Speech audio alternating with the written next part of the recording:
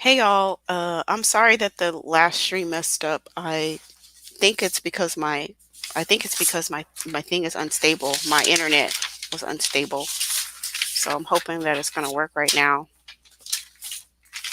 At this point, I have cut out all the pictures and I'm going to be ready to make a list as to who I'm going to be mailing them to. And or the live shut off. Okay, I think I'm still having issues with my internet. Testing, testing, testing. Oh my goodness. Because I know when that little bar comes up, that means that the internet is getting unstable. Yeah, I need to upgrade this channel. And there's one sister who is really, really supportive, and she's asked me for my Cash App multiple times, and I don't have one yet. She's so sweet. She's like, why can't I donate to your channel? And I'm like, I'm sorry, sis. I haven't set that up. Maybe by the next 2 weeks I can have a Cash App set up because I really want to hook it up to my personal Cash App. I was trying to make a Cash App specific for the channel, which means that I was registering everything and all of that jazz. Thank you, my sister. I got your email too. I'm gonna email you back. Yeah, the sister had asked me a couple of times about donation about Cash App and Super Chat. But I know for Super Chat you have to be a partner with YouTube and you need 1,000 subscribers. So I'm creeping up very, very slowly and very authentically, and I'm very grateful for that. Um, I haven't purchased any subscribers. I haven't bamboozled any subscribers. Everybody subscribed is genuine, genuine supporters of the content. So, when you grow like that, it sometimes can be pretty slow, but very rich in dialogue. So, I'm very grateful for that. So today I've been chatting about earlier the live that locked up and froze up about the rest of the year and what's going on. And I don't know if anybody else has had any type of money blocks, and I might share some stuff on the channel about money blocks. I've had a lot of them, in the past, and I'm getting better. So last year, one of my goal was to feel good with money because I realized that I kept having all these goals about doing this and doing that and wanting to do all these things with money, like having like, oh, I want to make 6 figures or I want to do this or I want to do that. And like, well, you might want to do all of those things, but if you don't feel comfortable with money, then you are not going to you're going to be able to do it. You're not going to be able to do it. Hey, Hey, boo. hey sis, welcome to the live. How you doing? I'm good. I'm hoping you're doing well. Good. We were up late last night on the live, so I slept in today. I slept in. I How does really that needed work that with that extra rest. baby? How does It worked that work good. with So that baby? so I made her breakfast. I got up, I made her breakfast, and then I got back in the bed and I put my my little sleep mask on that blocks all Oh, the sun out. I'm like, I be putting my earphones in everything when I'm with my nephew because my nephew is 4. So every time Uh-huh. I go to babysit him, he just doesn't know how to act. He loves him some Auntie Michaela. Mm-hmm. And it gives my homegirl, like I told you, like she's a single mother, so it gives her some time to herself. Yes. It gives her some Absolutely. time, and I give her a little time to like breathe and to just. I'm like, I tell her to go and do a face mask, all that. I cook for them and I do everything. How how's everything going with you for this year? We're halfway done, like, are Yes. you where you want to be? Like, what do you want to focus on for the next half of the year? Well, the next half of the year, I'm going to be focusing on. Actually, I'm focusing on trying to get back to school. Nice. What are you going to be Yes, studying? psychology. And specifically, I don't think that there's a lot of black and brown people, especially in psychology, especially that helps like the black women, black LGBTQ people. Just I'm like, I want to create a safe space where people can come and get the help that they need. And I'm like, and this year has been the year of healing. It's been a year of I'm like self care. I'm like, and I want Hmm. to be able to help other people, especially other women. That's wonderful. Congratulations on pursuing your education. We definitely Hmm. need more of us in that field. So, Yes, I'm like, we because there's support not you a on lot of that. us. There's not a lot of us, and mental health is such a stigmatized thing within our community. Hmm. It's so stigmatized, and we need to really unstigmatize it because a lot of us have generational traumas and stuff. So I want to focus on making sure that we deal with that. Yes. Yes. Absolutely. I love it. I definitely promote mental wellness on this channel. Yeah. I try to be transparent as much as I can. I try to talk about, depression and anxiety, Hmm. and moving through different traumas and stuff like that to hopefully give other people listening the permission to experience whatever it is that they're experiencing, and to feel comfortable Hmm. talking about it, that it's not, the more we talk about it, the more we normalize talking about mental health, I think. It's not this Yeah. shameful, secretive thing, and it's not anything that, you have to hide. Like, this is a safe space. This is a particularly safe space for people to be able to get encouragement on, doing everything possible for their mental wellness. Of So course, and we need more spaces like that, which is why I love your channel. And the one advice I've been taking from you is not to argue with Dusty. I'm so glad, sis. We're all getting on the same page about that. All of us are. Because Yes, they get off rather you're being disagreeable or rather you're agreeing. Like, they they're want still gonna do the attention. same mess. They're still gonna do They the want same mess. Yes, they want attention. They want, and specifically they want our attention. Specifically, they want Yes, our attention. and the They're thing, not, even if and they get attention from their preferences, they're not satisfied with that. They want I'm like, and our that's a whole nother. attention. Yes. I'm like, and it's crazy to me because the most of the ones that do are the ones that bash black women daily, but they cannot. But we live in their mind run free. Mhm. Mhm. We live in our mind run free. I'm like, but my question is, if we're not their preference, why y'all so obsessed with us though? Yeah, it's We that. stay on their mind.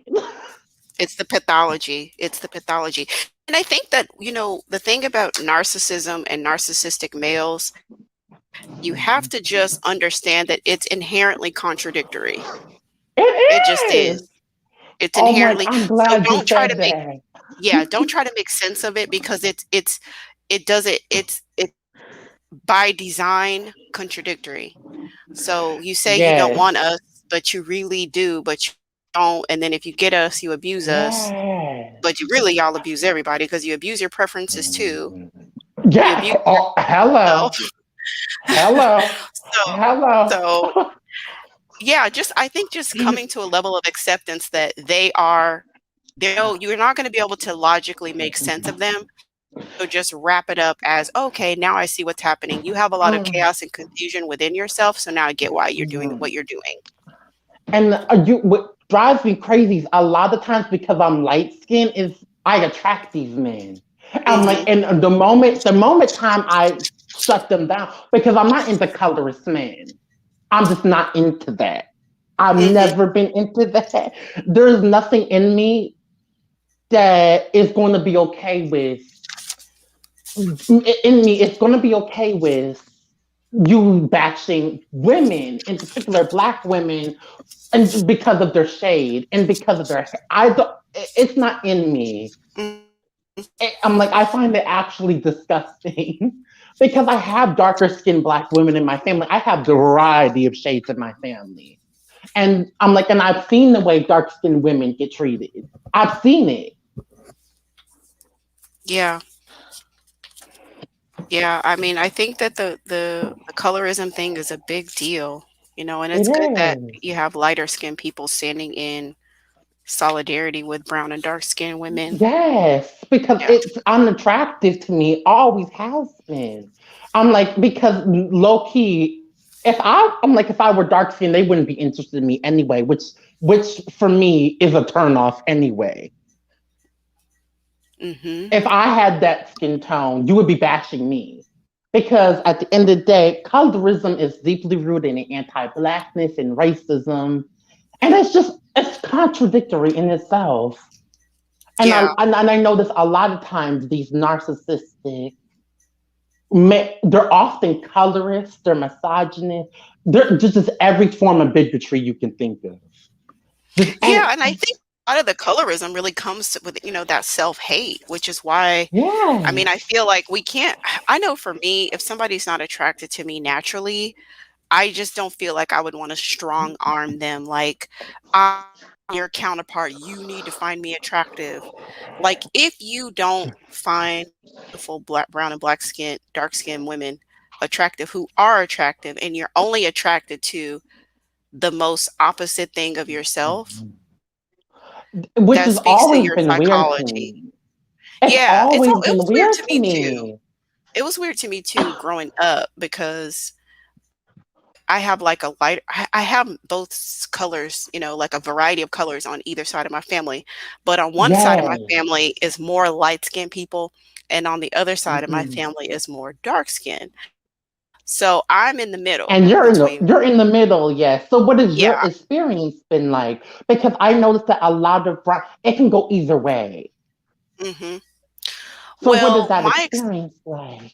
my experience being brown skin is that I kind of felt like I flew under the radar with a lot of the Mm. colorism things. I feel like I flew under the radar. I didn't get light skin privilege because I'm not light skinned, but also I didn't get grilled for being dark skinned because they used to call I mean, when I was growing up, they used to call dark skinned children all kinds of different things. African booty Yeah, you scratches look was like a tar baby.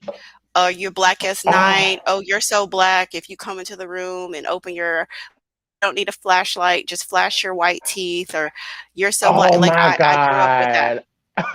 And I I would did say, too. yeah, when I was younger, I did participate in it a little bit, like calling people I'm darky and like, stuff like that.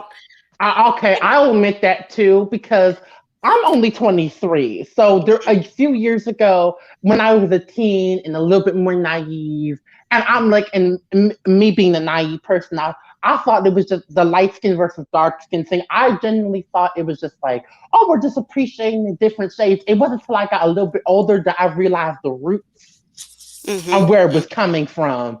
And I was mhm. just like, oh my God, this is disgusting. This Yeah. is actually disgusting and it makes me sick to my stomach. Yeah, by the time I got to, like, middle school, high school, and I really kinda, like, got to know myself, what I recognize about myself is I'm somebody who really maybe even younger than middle school, I really value bone Mhm. structure.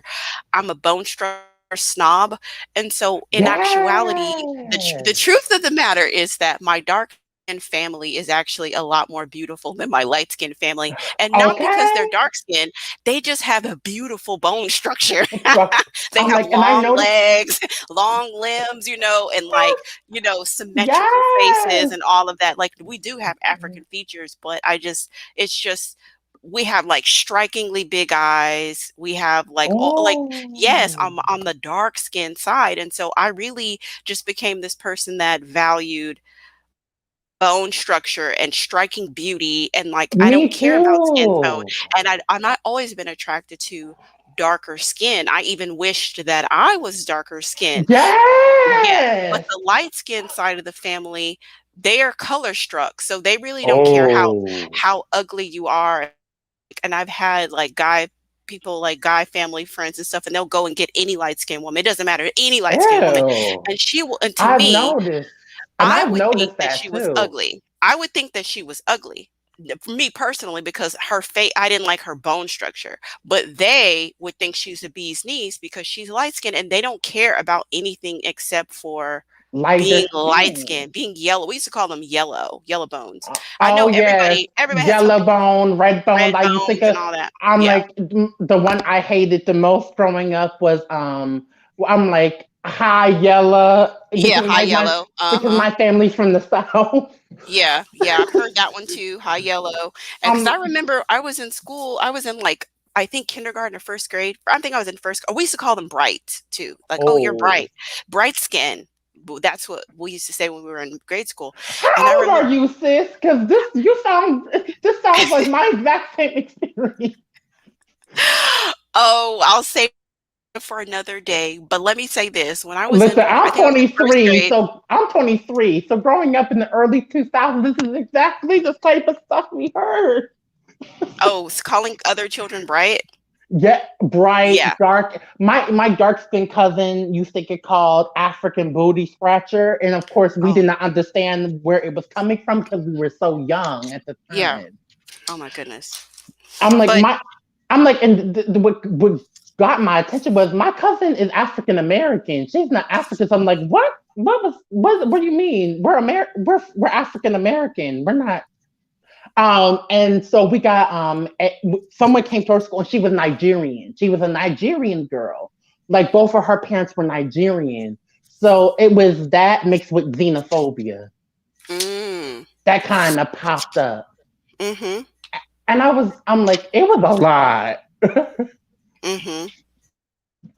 Well, yeah, when I was in first grade, my teacher says, "Oh, you're bright," because I think I was misbehaving or something, and she went to church with my grandmother on my dad's side, and so my mom knew her. My mom and the back. Okay, so I'm older than you, Michaela. So this back in the day, you used to be able to whoop kids in school. So my mom had told her, yeah, Oh, my I heard mom of told those. I'm like, listen, these kids need to get back in school. she Okay, they need to she bring told that back because these yeah, kids be my bad. mom came to the school and she said, "Well, you know, if she's bad, you can whoop her and then you tell me what she did and I'm going to whoop her again." Oh, So I knew that she could whoop me. So I was like, "Oh Lord, I better get it together cuz I don't want her to spank me." And so one time I was being bad. This was probably like the first and the last time this teacher ever had to talk to me. She called me over and she says, "Listen, you are so bright and I don't understand why you." And I kept saying, "I'm not bright." And she says, "Yes, you are." And I said, "No, I'm not. I am not bright." And she says, "Yes, you are." And I said, "No, look at me. Look at me. I'm not bright." And she says, "No, no, baby. I'm not talking about your skin." She says, "I'm not talking about your skin. smart. I'm talking about, I mean, you're intelligent." That's what she said. You're smart. You're intelligent." I was like, "Oh, okay. That's what bright means." Because in my little mind, in my little first grade mind, bright means bright skin. Light skin, yeah. So that's why I'm telling her, "No, ma'am, I'm bright."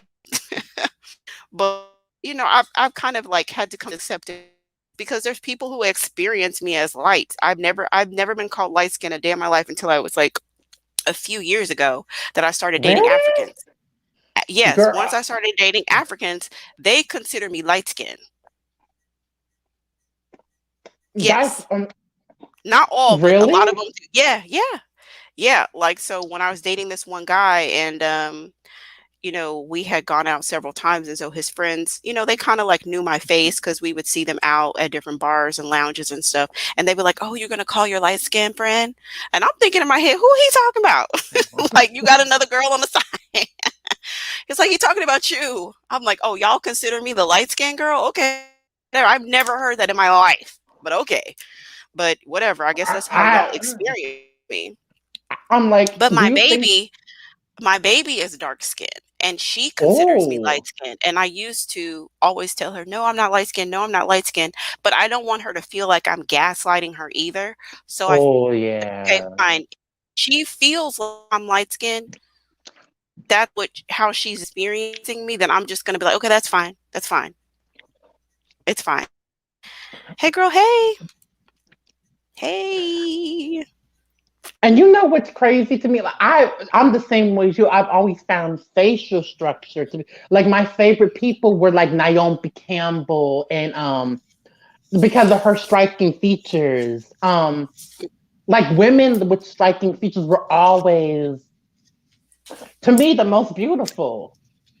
I'm Mm-hmm. like the long legs. I loved all of that. I'm like, even when we're talking about light skin, like I always found Kelly Rowland actually more beautiful than Beyonce. Yeah, in a lot of ways she is. In a lot of ways she is. Seriously. and and they're both. It's not like Beyonce They're is not both a beautiful. beautiful woman. They're both Mhm. beautiful, but I always thought Kelly was prettier. Like Yeah. when I wanted to get dolls, I always wanted the Kelly doll because Mhm. I thought she was the prettier one. Yeah, she's totally underrated. She's gorgeous. Even her before this job, she was just gorgeous. Absolutely gorgeous. Always, Yeah. always, and I'm like, and I've always said blacker the berry, the sweeter the juice. Okay, Yeah. It's just crazy, like like, I to have I mean, I've always had a preference for dark-skinned men. Like, I've always so gone have after the I. blackest, like, "Ooh, you're midnight black? Perfect. I love it." Like, Yeah, my child's father is midnight black. When I tell you midnight, midnight. girl, but that's a beautiful though. Yeah, I mean, if it's not reciprocal, that's when you just have to give up. Like, That is true. be I'm not gonna sit up here and be in a one-sided admiration for dark-skinned black males when it's not reciprocal, and And that to I'm not gonna force you to love me. Like, I'm I'm simply not going to do it because I encourage women on this channel through various different ways. You need to always make sure that the guy that you are dealing with, that he actually is attracted to you. You need to actually make yes, sure that you are his preference. You need to make sure yes.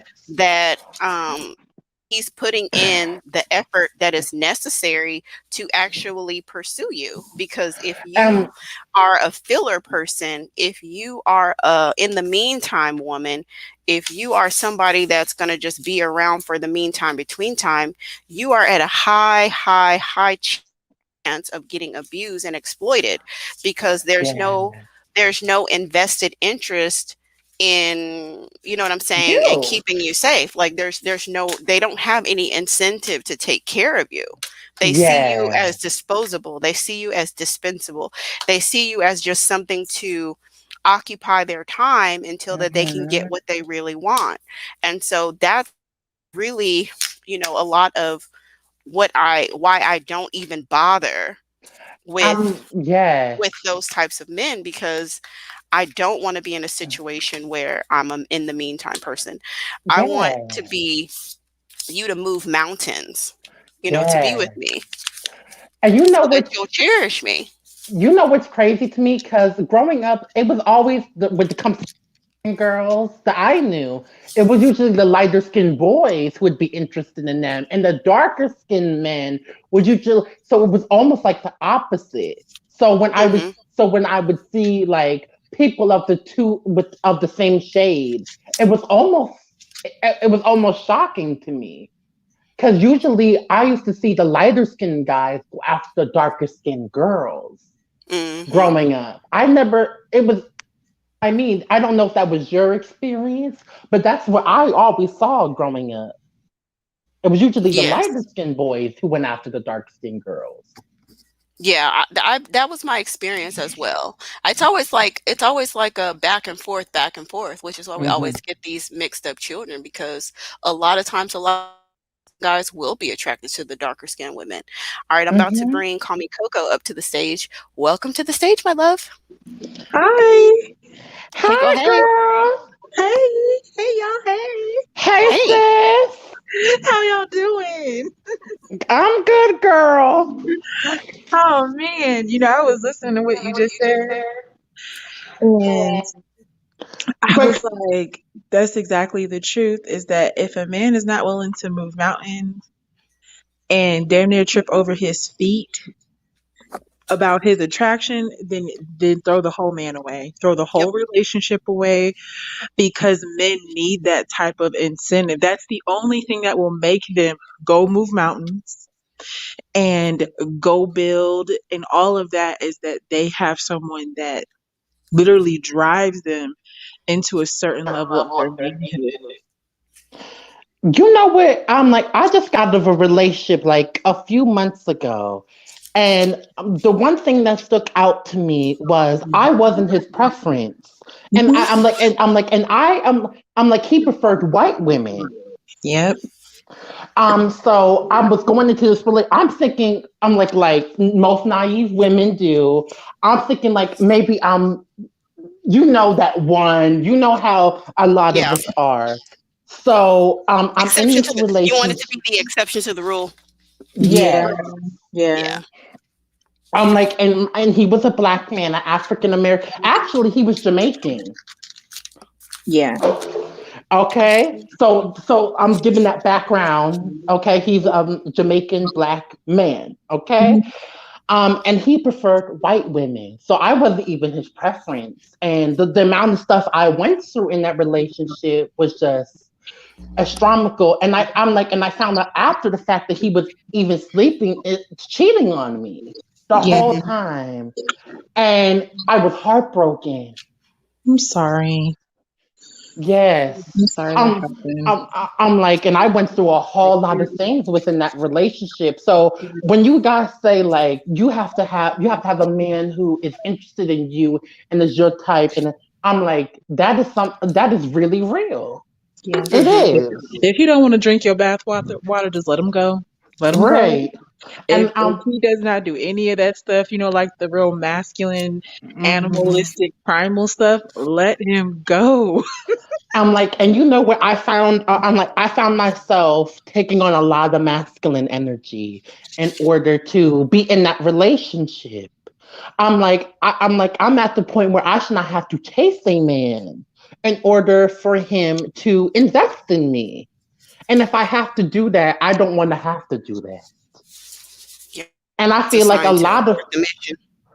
So I feel like a lot of black women are at that place where we're just tired of having to take on these masculine roles and having to take on extra labor that we don't. I'm like, everything falls down to the bottom of the totem pole, and then society wise, it's us. Hmm. I'm like, Hmm. so when it comes down to having, I'm like, we have normalized black men we've normalized the idea that they don't have to do nothing. A lot of Mhm. times, from what I've seen, they're often babies. Mhm. Well, we on this channel we date everybody. We Yes, we date Hmm. do. Yes, we we date do. anybody that's willing to apply for the job That's and Oh, anybody right. that's qualified. We are not limited to black men over here. That's okay. right. That's So, right. so, so, who are you ladies dating? Like, what? Spill the tea. Well, I guess I can. I might what I might do is let call me Coco because let me reorient. Like the topic for today was just like update because we're halfway through the year and like Yeah. what is it that you want to work on? Like how's it going? Where Yeah. you want to see yourself going? And Mm, then I think after that, after you give anything that you want to share on that, call me Coco. Then I can give y'all an update on like what's going on with my men because that does have a lot to do with what I have coming up in for the second half of yeah. the year. That's So exciting. let me pass it over to call me Coco. Okay, so for me, my goals are to just begin roster dating because I haven't been doing it. I I gotta be honest, like I was really kind of taking just I was just what do they call it? Like just playing around, I guess, talking about I'm on dating sites, but I'm really not, engaging. I had to kind of even if I'm not going to date the guy that I want to be with, I want to get out there, period now. I'm tired of sitting around on it. I'm tired of basically just sitting on all the kinetic energy and the potential that I know that I have. So I've Mm, been, matching a lot more, basically swiping because I would be just like, no, he's not the exact thing. And I was like, nah, forget that. Mm-mm. No prototypes. Let's go for all, no matter the height. Well, I want semi tall, but I'm not doing. Oh, he's got to be 6 feet. If girl, you let me got a tell you, couple inches on me, let short it men go. short men treat you so good, girl. Short like go out with one. I promise you, go out with like one. Yes. You will So that's you what I've will been doing. you will release your idea. You will abandon, like, you will not even want to date. Not that I wouldn't date a tall guy, but once you really like soak up being admired for like 2 hours straight, That's really the truth, though. It you'll really is. you'll You you'll see know, short men totally different. I've dated short guys. It's just I haven't dated them as of late. So I definitely hear you. It's just I'm getting myself off the bench. I'm tired of, wanting but knowing that I could. So I've been doing, everything that between just doing what I know to do, but just not actually not doing it. Making sure, even if it's the simple stuff about how you look when you walk out the door, remaining friendly. I've been swiping more on guys when it comes to like online dating. Um, so like my matches have increased. The conversations at the beginning, I'm kind of even like kind of loosening up how I operate in conversations because people really do make a lot of mistakes when they're talking to you, or obviously they try to push boundaries. And not all the time are men trying to push boundaries. It doesn't mean a bad thing, is what I'm learning. Versus they may just really be trying to see what you're made of. So yeah, I was telling my best friend, I was like, I'm going on a date like next week. I'm not even out here to play no more. I'm tired. So I was just kind of getting myself ready for. So those are some of the things that I'm doing, and also just more so realizing that sometimes we deal with all of the complexes, even though we know how wrong they are and how messed up they are. So it's more like a lot of inner talk too. Just reminding myself of what I already know and kind of realizing that I'm not making it up. Because, we could do a lot of self talk, but then you get out and you realize, no, I really am fine. I really am gorgeous. I really am cute. He really almost tripped over his feet trying to talk to me. He really just chased me down the whole entire store to talk to me. Why am I out here thinking any different? Like, I think sometimes we really do forget as Black women, or if we don't continuously positively reinforce what we see or know about ourselves, we can go back into default mode of believing old things and not even know that it happened. But Mm, anyway, yeah. Well, I support roster dating over here. I know and I love it because I've been on all them lives and videos, honey. Okay. I can do more. I can do more because I've really found a groove and I really don't mind sharing what's I working for think you me. should. I think you Okay. should. 'Cause I'm ready to soak it all up, honey. Okay. Okay. That's wonderful because, Mocha Mommy really encourages, really to get out there. And I think, yeah, Yeah. get out there. And then when you're ready to get to the bag, come over here to my channel. See, I'm trying to Okay. do both at the same time. I'm not wasting Or no do time, do sis. both at the same damn time. Why not? So cause no, cause exactly, you're right. I was like, what is Mocha Mommy saying? Get in the game. Get in the game. Hmm. And I She's was so like, I'm not encouraging. gonna keep playing with I my love sister's Mom. life. I'm gonna do what she say. And then between listening to you and her, I was like, I got to get in the game and get on this roster and get the bag. I'm Yeah. sorry. I've been Yeah. out here playing this nice girl for two. No, ma'am. No, you got a Run me roster my date. I money, mean, sir. I Bless don't you. Run me promote the money. I don't promote you know people gonna do what they want to do, but I do promote, being really, really stingy with your kitty cat. You don't we're not just because we're dating doesn't mean we're giving everybody the kitty cat. Everybody doesn't have access to that, That is so correct. we that's exclusive, baby. Very exclusive. Yeah, yeah. But as far as just getting out there and actually dating, you know, that's where we really have to just get out there and do it, and start maneuvering the situation. And I think that, not having that, being able to date without devastation is definitely something that I promote over here. And when you have a roster, when you have different men that you're seeing, and you have everything that you got going on with your level up as far as like the day-to-day stuff, like you don't have time to get caught up in any one guy until he really, really like, hey, I need your attention. Like, I Yeah. really need your attention. And then if you really need my attention, that means that you really, really ready to invest. You know what I Because think? otherwise, Go ahead. Oh, I thought you were done. Please finish what you were saying about dating investing. Please go Um, ahead. yeah, well, he normally guys will weed themselves out because Mm-hmm. they're going to want to be with you for as much as can get. And so when they're done paying, when they're like, okay, I've reached my maximum of like what I feel like I need to get out of the situation, you don't have to break up with them. They break up with themselves. Like they will leave your life. Yes.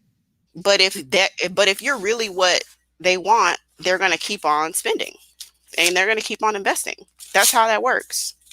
And once I cracked that code, it was so easy to date. The only thing that's hindering me is time and a nanny. If I had a nanny, I would be out probably every day. I could have 2 dates every day. I really could.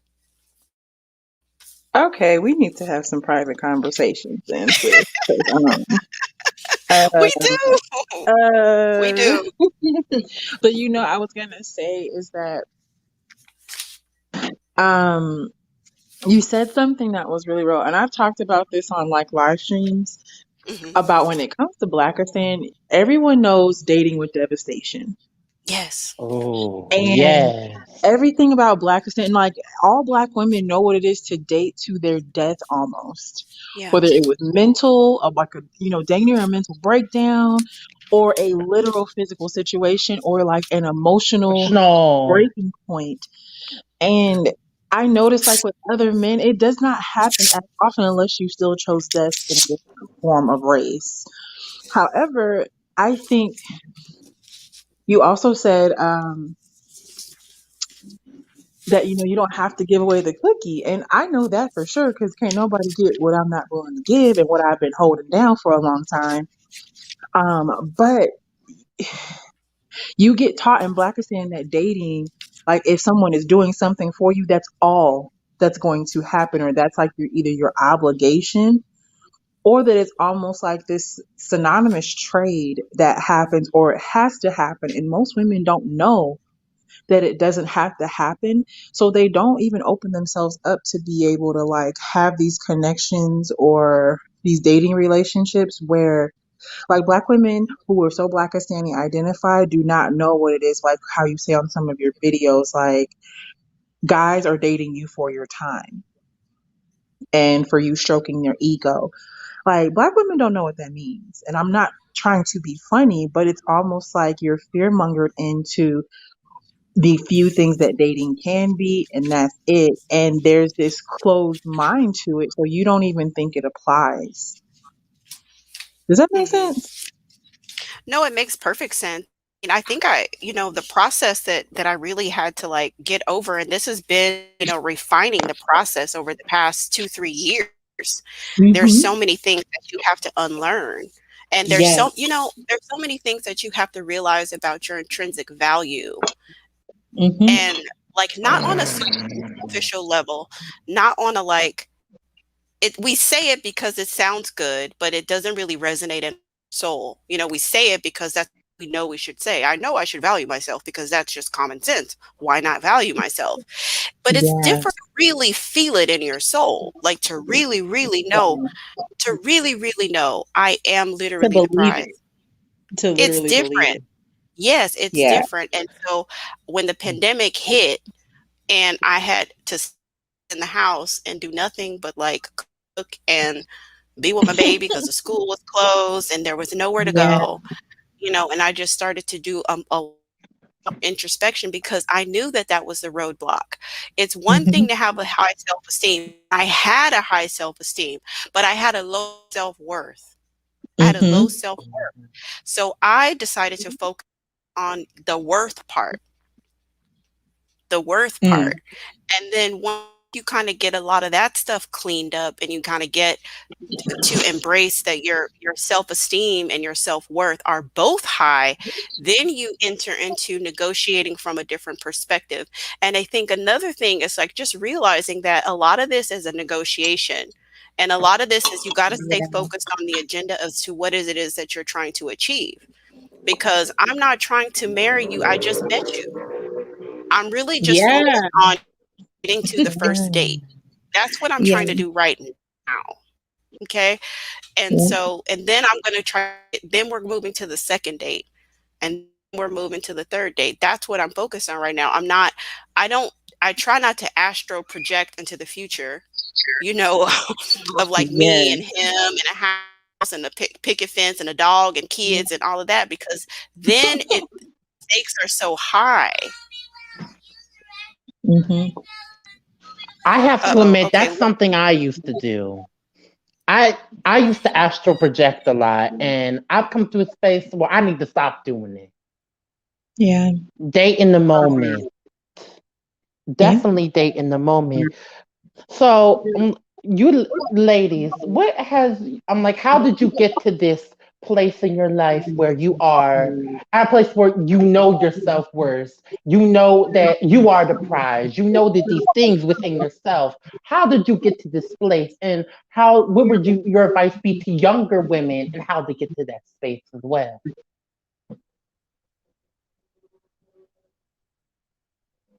Oh, I was waiting for you to go, sis. Go ahead. Are you guys there? I'm here. Oh, I think I heard sis's baby in the background talking. Yes, of course. I'm like, it sounds like a cute baby. My nephew is just four. My nephew's 4 girls, so I just love babies right now. Yeah. So, okay, I see what she said. She said, y'all keep talking. I'm going to go deal with my little one. Yeah. So, I got to tell you the truth. It's forever a process of learning. Um, Mhm. I think that the biggest thing that I had to start doing was doing stuff afraid or doing stuff Oh, in the midst of me. Like, it was like oh, having to like jump in and find out if the water was fine, if that makes sense. yes, Meaning, I did like the basic stuff, which is, my self care. Even though I have a goal of losing 20 pounds by September, I'm still a very, very beautiful shape woman. And I know that. I literally know that. However, if you're not at your goal space, you will do little stuff that will talk yourself out of it. You'll do negative self talk. And so I had to remind myself of my physical beauty, of all of the stuff that, just make me great. And this is forget my degrees, forget the fact that, whatever money I make or where I live, I'm a fun and relaxing woman to be around. I put people at yes, ease. Men think I'm very funny. Men love to hear me laugh. That people like my giggle, and I don't giggle for people to like it, but I'm just bubbly and kind of giggly. And I had to learn that these are things that men like, and it draws them like wolves to the hunt. And I'm not being funny. So I had to kind of like do whatever I had to do, which was, the little extra effort. Mocha Mommy talks about this in her videos all the time. Find little things that works for you, your skin type, your hair type, and your body type. Begin to do stuff because a lot of times we be doing stuff because of either two things. We have a low self worth or we have an issue with how we present. okay, And so how we present physically. Most of the time women have like little physical hangups. And even if a woman is really gorgeous, you will also find we all um have our insecurities. even if it's like an inward insecurity. Exactly, sis. So Hmm. I started doing whatever little things I needed to do just to make sure I felt on point when I walked out the door. But then I would just put myself in places and positions that, created this space for facilitating conversations, or I became more open minded even when I was afraid or thought it didn't work. And I would literally like be unlearning stuff as I'm going or proving to myself that my assumptions are wrong. Those are just a few things like when it talks about like how everyone Hmm. starts, and everyone starts different because everyone has their own little hangups, or That their is own true. reasons for why they're doing what they're doing, or why they're hiding, or why they're For me, it's my thighs, self-sabotaging. girl. For me, it's my thighs and my stomach, which I'm trying to lose, honey. Okay, but the thing is, you gotta be out there anyway. Mhm. Yes. When you go to the store, I'm learning. Like I remember when mommy said it, and I had to be like, "Ooh, she's so right." It be the little stuff, your hair up or doing however, no matter the length of your hair, Putting a the little style of makeup your on, hair. a little mascara A and lip little gloss. bit. It goes a Mm. long way. Make sure them eyelashes is fluttering if you wear a mask. Make sure your eyebrows are brushed into a good shape or, Oh, styled girl, that be well. making me feel. It be making me feel like the most beautiful woman in the world. Okay. Exactly. Yeah. And even if the thing is like when it comes to like your body type or your weight, because some Hmm. women know it is to be slim, women know it is to be like the ideal body type, some women know what it is to not be that. But you know what I learned? And the fact that there is an ideal body type is kind of just disgusting. Yeah. So what I learned is when I did whatever I needed to do that convicted me, like say I know I wanted to lose weight because I felt a certain way about myself, even if I didn't lose the weight immediately, but did I have less sugar that day? And did I go get on the elliptical or the stationary bike? That type of stuff changed my physical, my confidence, which literally would affect how I move throughout people because I know I did some work. I know I did work to get to a goal. And I was very satisfied with myself, you know? So Hmm. when I eat more according to my goals and when I do certain things according to like my physical fitness goals, Hmm. I literally walk around differently. And sometimes that confidence really does work. It really does draw. um I learned how to sometimes conduct myself in having conversations, because a lot of times when it comes to men who are attracted to you, especially if you're not dating black men, like you think someone having a conversation is a conversation versus them trying to feel you out. So I learned, just engaging and talking to people, and things like that. And I think next week me and my sister have two goals. Two goals is we're gonna go to a sports bar. Um, and then also we're gonna go to a shooting range, a gun range. Number one, those are magnets, period. But also, just to kind of get immersed in being around a lot of men where you would easily have somewhere, no matter what you look like, there will be some positive male attention. And I Hmm. think sometimes, especially like with it being, 2020 part two, and in COVID land 2020 part two, um, Girl, it's a it's mess. it's weird, but what it has done is put men at this like hungry Hunger Games. I'll do You whatever, think so? Yeah, Cause here's the they're thing. hungry and they're thirsty. The thing is, I don't date a lot because I hate it. I hate dating. It's something I hate doing. And my friends tell me I need to get more. I'm a homebody. Okay. Okay, like I'm such a homebody that like my friends will barely see me unless they want me to come out. Like Well, you I'm like, gotta change that. You gotta get and out. yes, You gotta go um, take a walk at the park, and yes. you have to, go to the grocery store looking cute and then ask a guy, can he reach something when you don't really need it, and then put it away in the next Oh, aisle. Like this is all the little stupid stuff I've learned to do, even if it is just to kind of test little boundaries. I do it, and my sister thinks it's hilarious. I've learned to, even if I'm by myself, learn to like execute certain stuff because really it just comes to practice making perfect. And a right. lot of us are practicing, like, Afrocentric woman was saying, like she's refining a lot. There are plenty of things I know about my femininity that it's almost like Mm. I forgot it. Or Me I too. downplayed it and didn't think it was as important. And the thing is that where I was, when it comes to the environment that I was in, a lot of things about my femininity didn't matter because of the men that were around me. They were in an Yeah. effeminate position. I'm in a city now where it's men out here. And so Man. the type of girl, woman, whatever, the feminine archetypes that I've always operated in, they're very much appreciated by men out here, and they're kind of like they're sought after, but where I was, it was always a competition with men because they were resting in their own femininity. So it's even different Oh. now that I'm in a different physical location and area. Because I moved at the end of last year, beginning of this year. And so there are more businessmen, there are more college graduate men, there are more men who have really invested in themselves and they Mhm. understand manhood. Like I'm not dealing with, I guess, essentially like as much dust as I Oh, was. I girl. Oh. and Okay. like I guess so much that I feel like I've taken over the live Afrocentric woman. Where are you?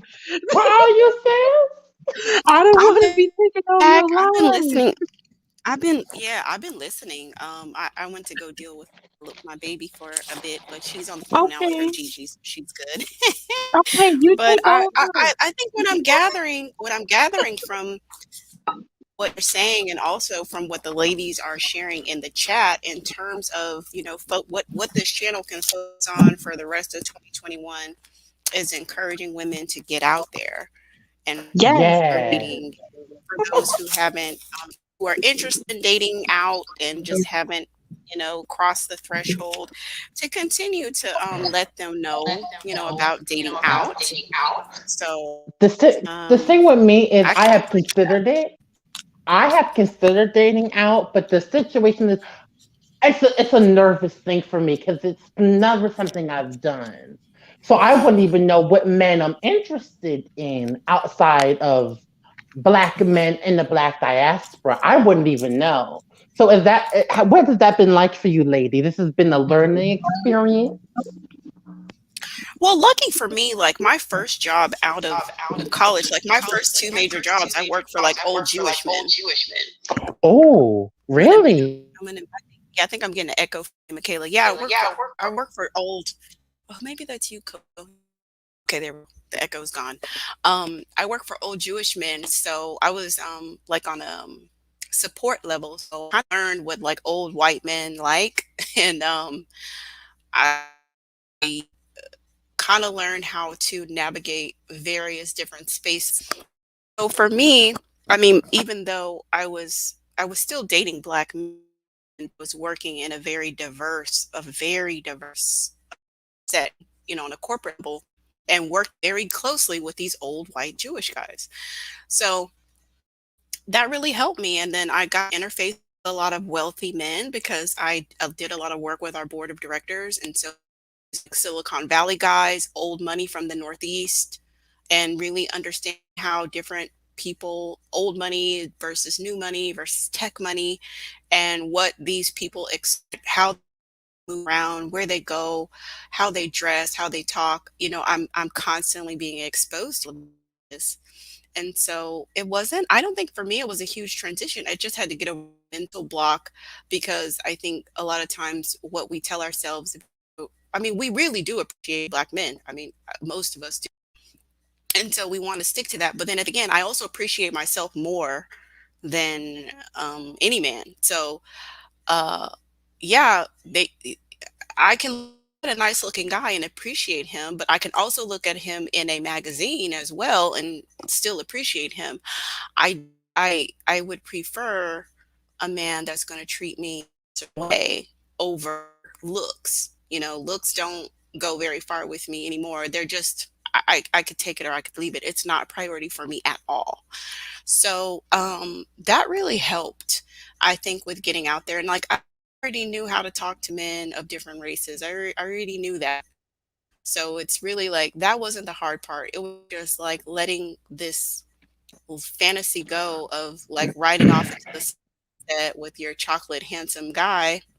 Like the likelihood of that happening, I understand for me is extremely low. It's extremely low. I'm likely going to end up with some other cultured guy, you know, based off of like who responds well to me. Based off of that alone, you know what I'm saying? Based off of that alone, that's going to really dictate where I ultimately end up. So I think something small, like it doesn't, I don't know, like release the pressure. It's really like a date is like 2 hours of your time, depending That on is what you end true. up doing. So I think that if you can put into perspective what it really is, it helps to take the edge off because it's not a relationship and it's not a commitment. You're basically just committing a couple of hours of your time to sit down and chat with somebody. Like that's what it And have a is. free dinner. Yeah, it's a chat. So it's a conversation. Mhm. It's a way for you to really practice. So like from my last date with the Indian guy, that was our date. And you know he has not asked me for sex. This is the first time in a very long time I have got to the third date without a man insinuating that he wants to sleep with me. So that is a very good sign. I mean, of course I know he wants to. I could tell he devouring me with his eyes when we were at lunch. But anyway, that's beside the point. But he didn't explicitly, he hasn't like made any type of like creepy passes or like creepy, blah blah blah blah. Um he's been a very sweet guy. He makes reservations every time we go out, he makes reservations. And he plans like a week in advance with me. And he's like, I'm sorry for hounding you. I don't feel like you're hounding me. It shows me that you have me on your mind and it shows me that you want to make sure that we are going to get a good deal. So he made reservations for lunch and we had lunch and everything went really good. He's a sweet guy. And the one thing that I could that I refined for the conversation like next time is like I really don't want to lead with my business. I Mhm. really don't want to talk about my business at all. I really just don't. I don't want it to feel like a work meeting. I don't want to feel like professional conversation. I really don't want that. I really want to move more towards the fantasy. So I'm going to hold on, y'all. Okay. But girl, call me Coco. I've been watching your channel for a little bit, and girl, What? you have been doing your thing, honey. What? I didn't know that. I've been watching a couple of your videos, girl. Oh man. I'm so humble. Yes, whoever Zizi is, I watch her, and that's why I mentioned the feminine archetypes. Yeah, Mm-hmm. you should Cause do I, that, Michaela. You should go to her website, or she has a YouTube channel now. Just be advised, she has passed away. So, um, oh, but I think I've heard of her her actually. her videos on like the feminine archetypes, they're really encouraging. So I think this is the thing. The Afrocentric woman is her name is very purposeful because these are Mhm. a lot of things that Black women are really never taught. Is Yeah. about their femininity. Hi, darling Ebony. Hi, Alchemy Goddess. So basically, we're Um, all learning together. yeah, a lot of us are because that's what I love about the Afrocentric woman's videos is that she's kind of sharing her learning experience. So she'll be like, okay, this is what happened with this date. I think this is what I'm going to work on with this date. And I'm Mhm. a little bit further behind her when it comes to like certain things that I'm doing, but it's the same thing. I'm constantly refining.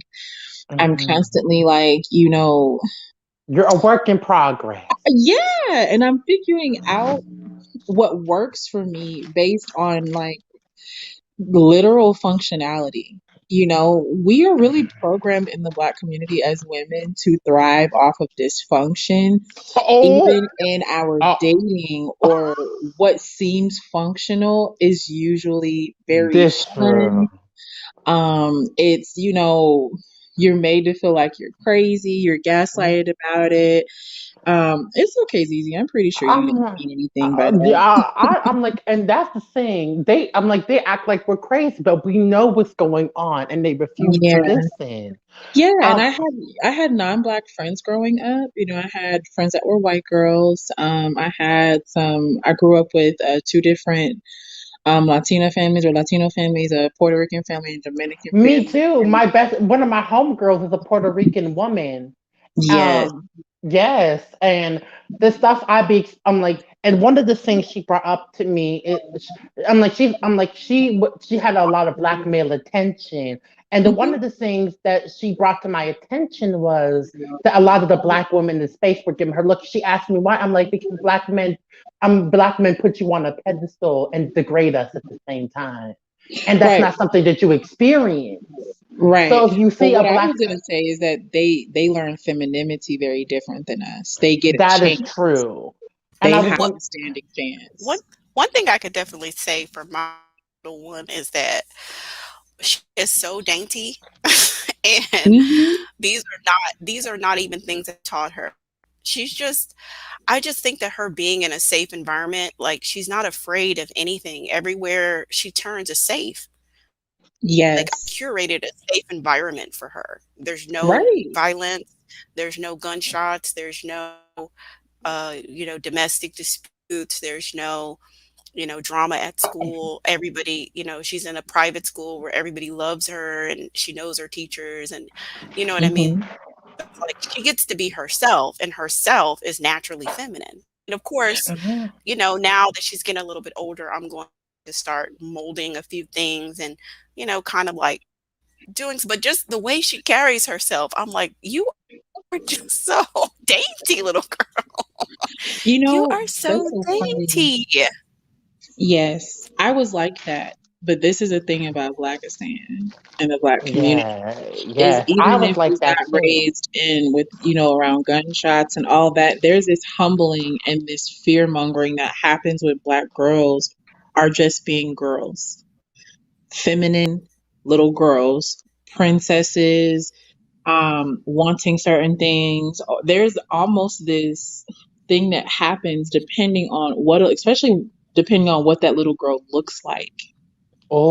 There's a Oh. hardening that happens to her by the time she hits 4, by the Mhm. time she hits 5, or she wants to be a little girl, a little princess, and you have to tell her, you'll see, because the company that some parents will keep, don't be doing that, that's fast, or you can't do that because of that, and it's almost like you halt her, or these experiences halt her out of her femininity in a way, because everything she does, she feels like she has to walk on eggshells.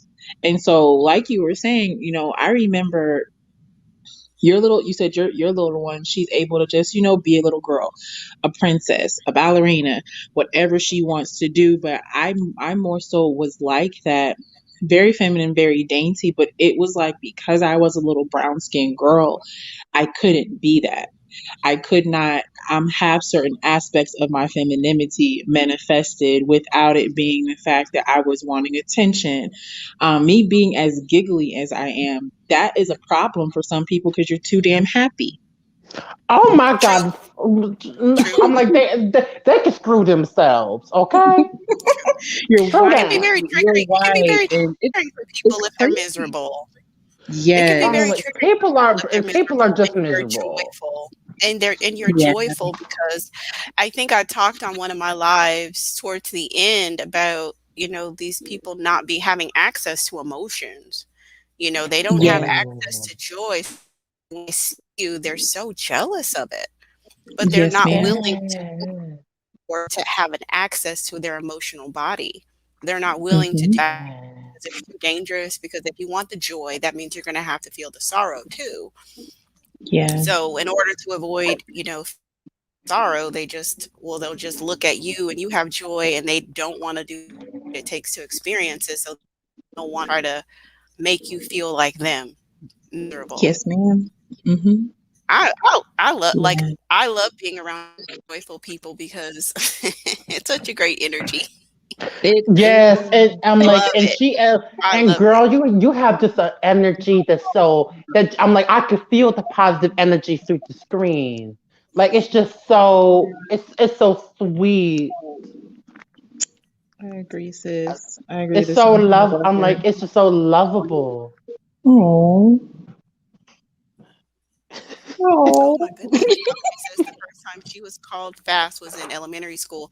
I think the first time I Yes. got called fast was probably maybe around 5th or 6th grade, something like that.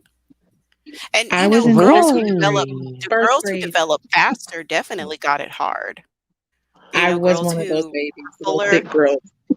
yeah, girls who develop Mm-hmm. fuller and who would catch the eye of those pedo pals and stuff like that. Oh, Instead, Hmm. the mammies, instead of isolating the pedos out of the family, would chastise the girls. Like, Yes, who are ma'am. you to catch his eye? And it's like, what is he looking at a 12-year-old for? Have you thought to I'm ask like, yourself that? Right. hello. How I'm was like, that her and that fault? and that's How what did she kills do that? me. That's what kills me is I hear a lot of these stories and these experiences, and one thing that points out to me is the lack of the matriarchs protecting these little girls. Yes, ma'am.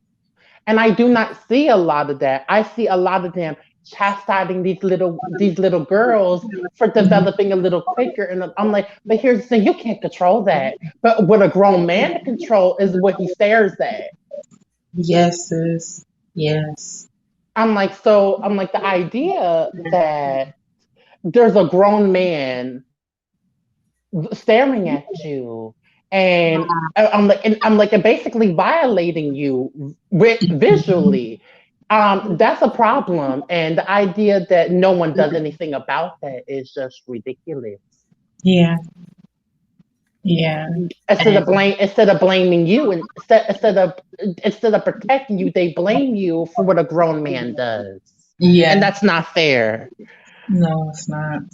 It's quite scary when you think about it. Like, It is. what can a child really do besides grow? Isn't that what's supposed to happen? Yes, and I'm like, and think about it. I've heard of stories of young black girls being raped, and the first thing that the matriarch said was, "What did you do to draw his attention?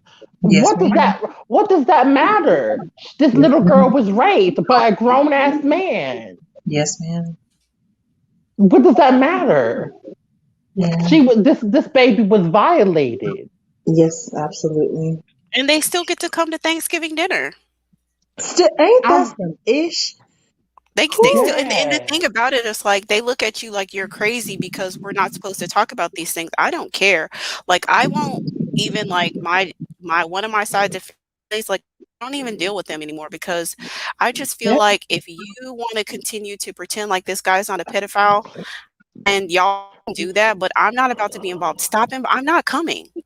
I'm not Nope. coming. I'm not. Not coming, And honey. I've told people very blatantly, and even my other family members have told other people who didn't know, "Hey, this guy's a pedophile. He's convicted. He's a convicted sex offender. You know, like this is what's happening. Like keep your kids away from him. Boy kids and girl kids, keep your kids away from him." And they just look at you like you're not, and they're just like, "Oh, it's nice now." They don't even care. So I'm like, listen, What? I've done my due diligence. Yeah, I've done my due diligence.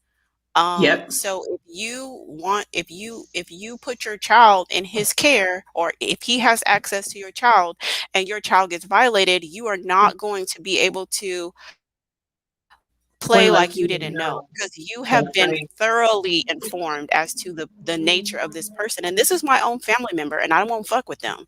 And so you're not Yep. even a family member. You don't have to deal with him, but you're You choosing do to. not have to. Nope. You're And that's choosing the to. thing that's the thing that gets me every single time. What gets me is the idea that in the black community we protect the need to protect black men is so strong that we will protect him even when he violates children. Yeah. I'm like we've been socialized to protect black men at all costs, even at the cost I'm like of yourself, and it's ridiculous. Yeah. But that's what I was kind of saying. I know incest and stuff happens in other communities, but the way black girls, their femininity is muted, it translates into their womanhood. And so Mhm. it's almost kind of like these girls are really starting, you're learning along the way because all it does is transmute into how you do relationships, um, Oh. the type of, respect, attention, or affection that you'll accept. And so a lot of us are learning, even if it's later or whenever it happens, because this happens to girls from the beginning of their lives until, they're well in their 30s. So that's why I was kind of saying, like, I got to observe other women from other groups.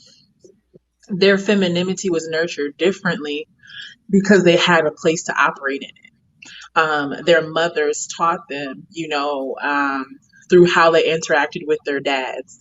Even if their mothers taught them how to be overbearing or, I don't know, a little bitchy, it doesn't matter, but they taught them parts of their femininity that you're almost like, when you become an adult and then you realize what's going on with you, by way of your upbringing, you feel behind the curve because unfortunately, the hard truth is that we kind of are, but there's a grace to grow, if that makes Yeah. sense. And No, it thankfully, makes a part of lot the of grace sense. is we stay younger looking longer, so we really can, we really can, have an upper hand because our physical youth, if we take care of ourselves, gets maintained a lot longer.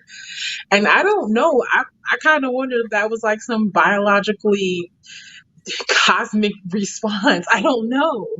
And it's because most Black women are behind the curve, when it comes to their upbringing and how they, morph into their womanhood. But, I really believe if we just do things afraid and do things anyway and keep trying and keep refining, we'll ultimately hit our goals, especially if we figure out what our goals really are. Yeah, and I think that that's maybe important for the rest of this year is to maybe find things if we haven't found a few things that we want to focus on Yep. that we can say, okay, this is going to be my goals for the rest of the year. Even if you got a bumpy start, it's okay. If you have breath in your body today, you can refocus today and see how you want to finish out 2021. And it was something that you said very important earlier, Call Me Coco, when you were talking about um, did I do something towards my goal? So it's really building those habits. You know what Yeah. I'm saying? As far as like your wellness journey and the things that you have going on with your fitness and nutrition, it's Yep. like, okay, the end all be all isn't achieving a particular weight or having a particular, measurement or whatever the case may be, but the win of the day is what did I do to move forward on anything, which is really, I think, instilling those habits, like those healthy Yes. habits that, of course, if we keep on with those healthy habits, we're going to get to where we're trying to go, you know? Yes. Mm-hmm. Yeah. Most definitely. And then, like, I mean, when you really do begin to do certain work on yourself, even if it's along the way, you will be surprised. I get surprised.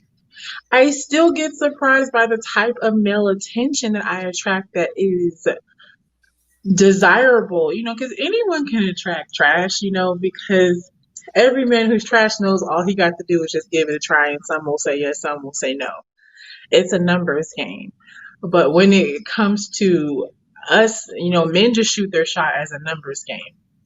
But when it comes to us putting ourselves out there, we deal with so many complexes from our past or from, bad experiences that we talk ourselves out of really seeing ourselves for what we are.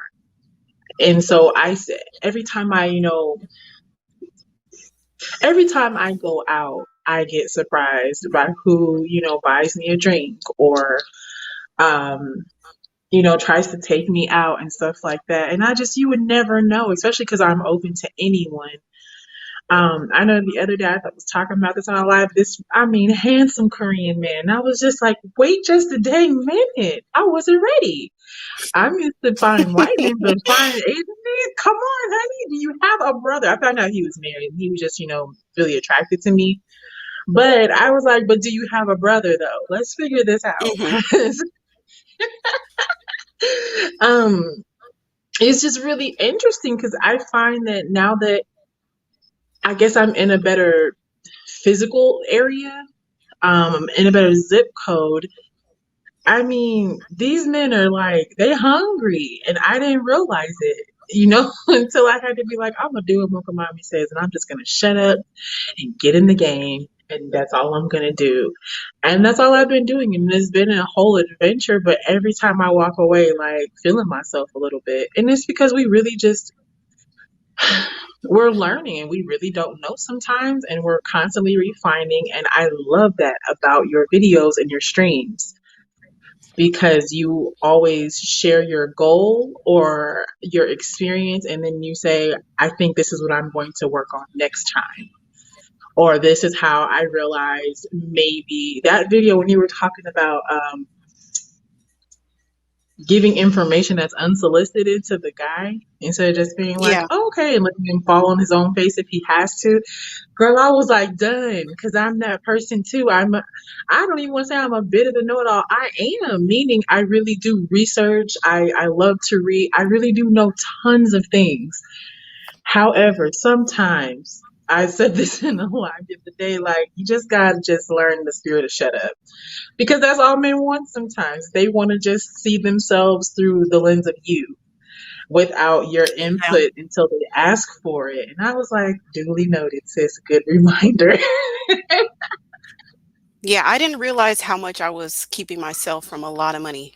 I was definitely shooting myself in the foot with that, and I didn't even realize that I was doing that. Like with one of my guys that had a business, and I'm telling him he's doing everything wrong, and I need to take over the accounting. I like it. I was just teaching too Girl, much. stop. I know he I'm was just teaching undone. too much. He knows I'm smart, and he asks me things every now and then, Right. but I was really just being team too much, and at the end of the day, he provides for me. He does invest into my life. So, obviously, whatever he has going on is working for him because he has enough to give money to me. So, what am I telling him something Right. for? What is that? Don't make no sense. Yeah. You know what I Yeah. mean? Like, Yeah. it doesn't make any sense, and so I started to just kinda look back at these different situations and be like, "Okay, really, what is more important, to be right or to taken care of?" Ultimately, I don't baby, as long as it's not too wrong, like, you can be wrong, as long as I'm getting taken care of, I'm gonna keep my eye on the prize. I'm Just gonna as keep long my as at eye on least the get prize. met. I know that's right. I thought that Agenda was a really driven. good video. Agenda driven, and so, yeah, that's what I really kinda like if I find a few things from my last date, I just think I wanna talk less about whatever I have going on with business. I'm probably gonna talk to him about, like, dance, like, taking dance classes or, like, art or just something that's just totally, like, not business related at all because Yeah. it really kills the vibe, you know what I'm saying? And it just like, I want him to take care of me. Mhm. Mhm. So, I don't need to be saying how I'm killing business because then he's probably thinking like, "Okay, well, what does she need me for? She's Exactly. good. Come She's on. a boss. She's a boss. She's my equivalent." You know, that's my counterpart, right? Like, that's my peer. You're It's equal. just like, Yeah. "No, baby, I don't want you looking at me like a peer. I want you to look at me like a delicate woman that needs totally to be taken care of." Yes, ma'am. A delicate flower. Elle could be That's laughing at me. so I know, funny. sis, I had that spirit of takeover, girl. I had spirit of And I have takeover. this same little spirit, and you be so well intended, and you be like, "Girl, shut up." It's having to coach yourself. Like, hold on, rewind. Mhm. Let me try this again. It really does help, I think, to just, have the strategy and to just kinda try and refine and try and refine. It really does help because a lot of these principles, I had them years ago, but I didn't understand how to implement them. I didn't Yes. understand. I heard, "Oh, be mysterious, be busy," but I couldn't ever successfully do it. I couldn't know how to be mysterious. So, I would just, kind of everything out, and I think that that's, Black women, we do keep it too real a lot of times, and Yeah. we overshare, I would say. Yes, we do. We really overshare too much too soon, too much too Yeah. soon. We can definitely slow down the pace of discussing information, and we need to make sure that the guy is gonna be safe before we really bare our soul and bare our heart.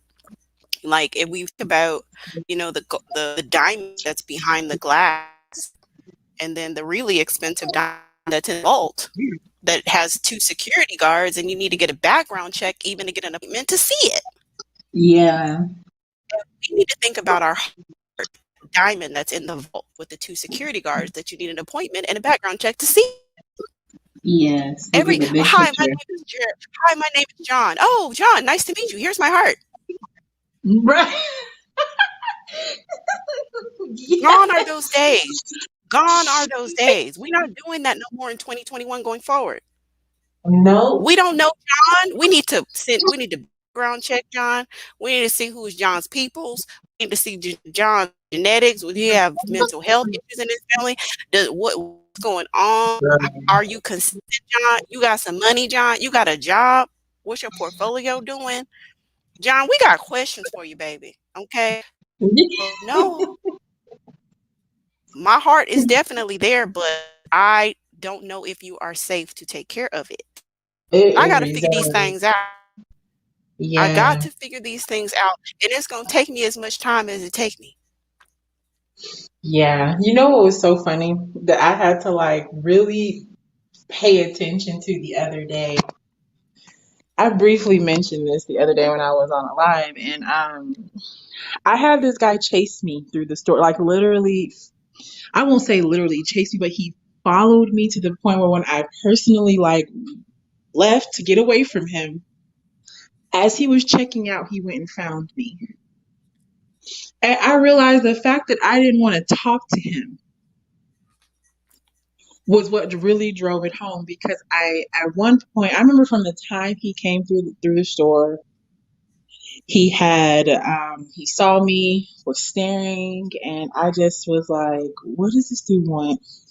I had no intent. All I wanted to do was go home. I was tired. It was the end of the night. We had already been out all day, had a good time. I was trying to go to the juice section and get me a juice because I wasn't going to juice and I just wanted some beet juice because it makes you glow. That's all. So I'm going to do that. And the guy finally, he approached, like he followed me into an aisle, but I didn't know he followed me. So at one point I stopped and turned around and almost walked into the wall of him because he was super big. He was really tall and he's probably maybe 6'4". I'm 5'8". And so I like literally walked into him and I was like, oh, okay, excuse me. And I turned around because I was like, I got to get away because he looked a little dusty to me. And he also reminded me of an ex. And I was just like, no, thank you. Now, all of this, I basically left him. I said, excuse me. He said, excuse me. He was trying to, like, I guess meander around and find an opening. Girl, when I say I left, I went down the aisle, turned the corner, ran to the other side of the store. He was basically trying to talk to me, and I knew he was, but I wasn't having it. I finally see him about to check out, and I'm like, whew, good. Okay, avoided the disaster because I just felt like he was probably dusty. And I wasn't attracted to him. It wasn't even like where you could be like, okay, I could probably talk to him and figure it out. It wasn't for me that day. Not particularly that day. And so I get across to the other side of the store, and I kid you not, he comes and finds me after he checked out. He's got his receipt in his hand, and he asked me out and all that. And I was scared because black women are getting beat up for just telling men no these days. And I found a way to just, kind of encourage him, stroke his ego, but tell him no. And I got home and I sat there and I was like, if I would have been a little chatty Cathy, he probably would have completely lost interest. But the fact that I had very little to say, You know even what? though he knew I didn't talk to him. You know what you can do, Coco? What's up? Pick Tell up, me. go to the supplement aisle and get a bunch of expensive supplements. And baby, you gonna take care of this? You want my number? You gonna get these groceries, baby? Right, come on, because About to be I at the have a gas station. I think you about to fill sympathy up my car. habit. You about to fill up my car, baby. Something. You Because know, he'll run away. That'll make him run away. That will make him run away. He'll it just sure see. He probably will would. limit. He will limit himself. You won't even have to turn him down.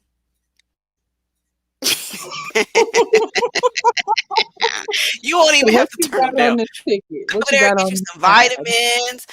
Get the most expensive. Get the probiotics. The probiotics be $50, girl. Get the probiotic. Get Girl, all of that stuff yes. in your basket, My little and juice be was like, "Oh, just you want my $7 for number? one little juice. Huh?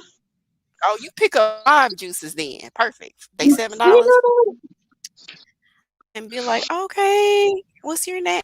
Okay, you want a number? Well, mhm, I don't know. Are you somebody to take care of these groceries? you know, Okay, well, I understand. Okay, well, let me you have a nice day, and just roll on off, girl.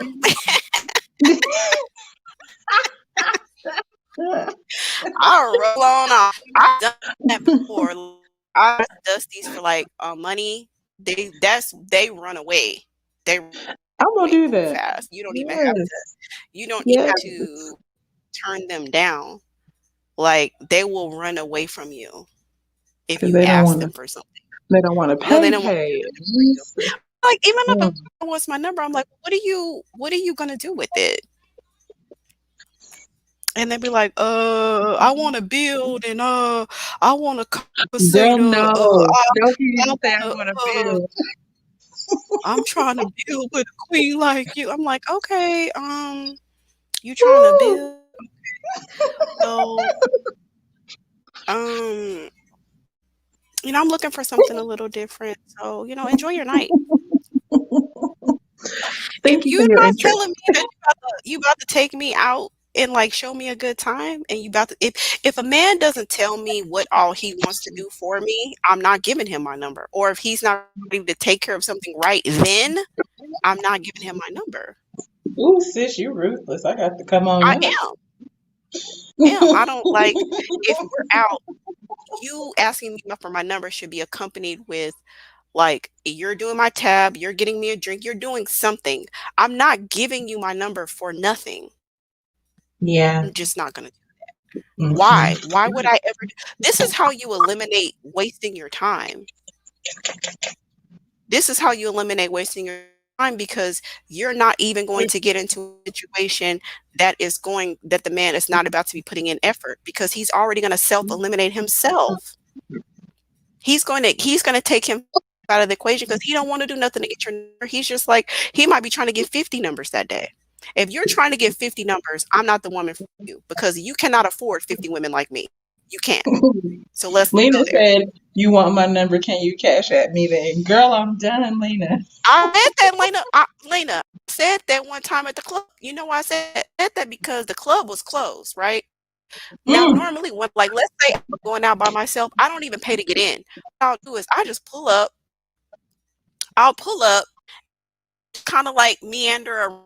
Some guy somewhere sees me tries to talk to me, and I'm like, okay, well, let's go on in there. And that means he's paying for me to get in. I may or may not continue talking to him, but I'm not even paying to get in. So I had already paid to get in this place, which was rare. And had stopped serving drinks, and this guy come up to me, asked me for a number. I said, "Well, they about to close now, and you can't buy no drink, so you want to just send me the cash app for my cover that I need to get in here? So since you didn't have an opportunity to take care of it 30 minutes ago, you can take care of it now." When I tell you, he was like running like a track star away from me. He was running like a track star away from me. I know he did. He sure did. He ran away because I asked him for something. I'm just gonna like match your energy. If you're not trying to have a conversation with me and tell me, and you just want to get to the business, well, that's fine. We can get to the business. You want to get to the business, we can get to the business as fast as you want to, baby. As fast as you want to do it, we're gonna do it. Yeah, you're not gonna make this difficult. That's good. No, it really does. It really helps. It has helped me like hone in on men who are willing to put energy into the courtship process. Yeah. They have to work for the number and they're willing to do it because everybody else will eliminate themselves.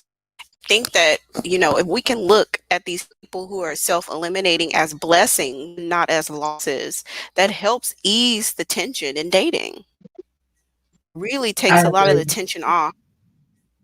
It's a blessing when people eliminate. It's not a Yeah, loss at all yeah, because it now really you is. have more energy to focus on those who are going to be a better fit for you anyway. Yeah, I think this week we're either going to a bar or a brewery.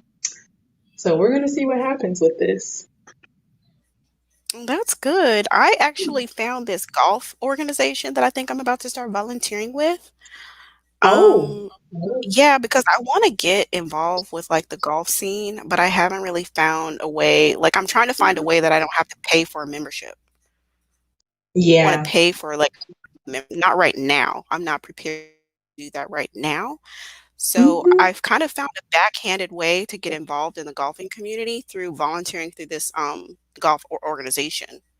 So that will give me access to different country clubs as a volunteer. Hey, so I can be around the type of men I It's a want to be country around. club right up the street from my apartment. I might have to do some Check digging. out their website because sometimes country clubs have restaurants attached to them where you can Yes. just go and have breakfast. You can go and have lunch or whatever, or have some coffee. You can just go hang out. Some they have a tennis court you can pay for to use, or they might have a pool that you could pay to use, or you can get a visitor's pass and go hang out. And you're going to meet Mm, men have money.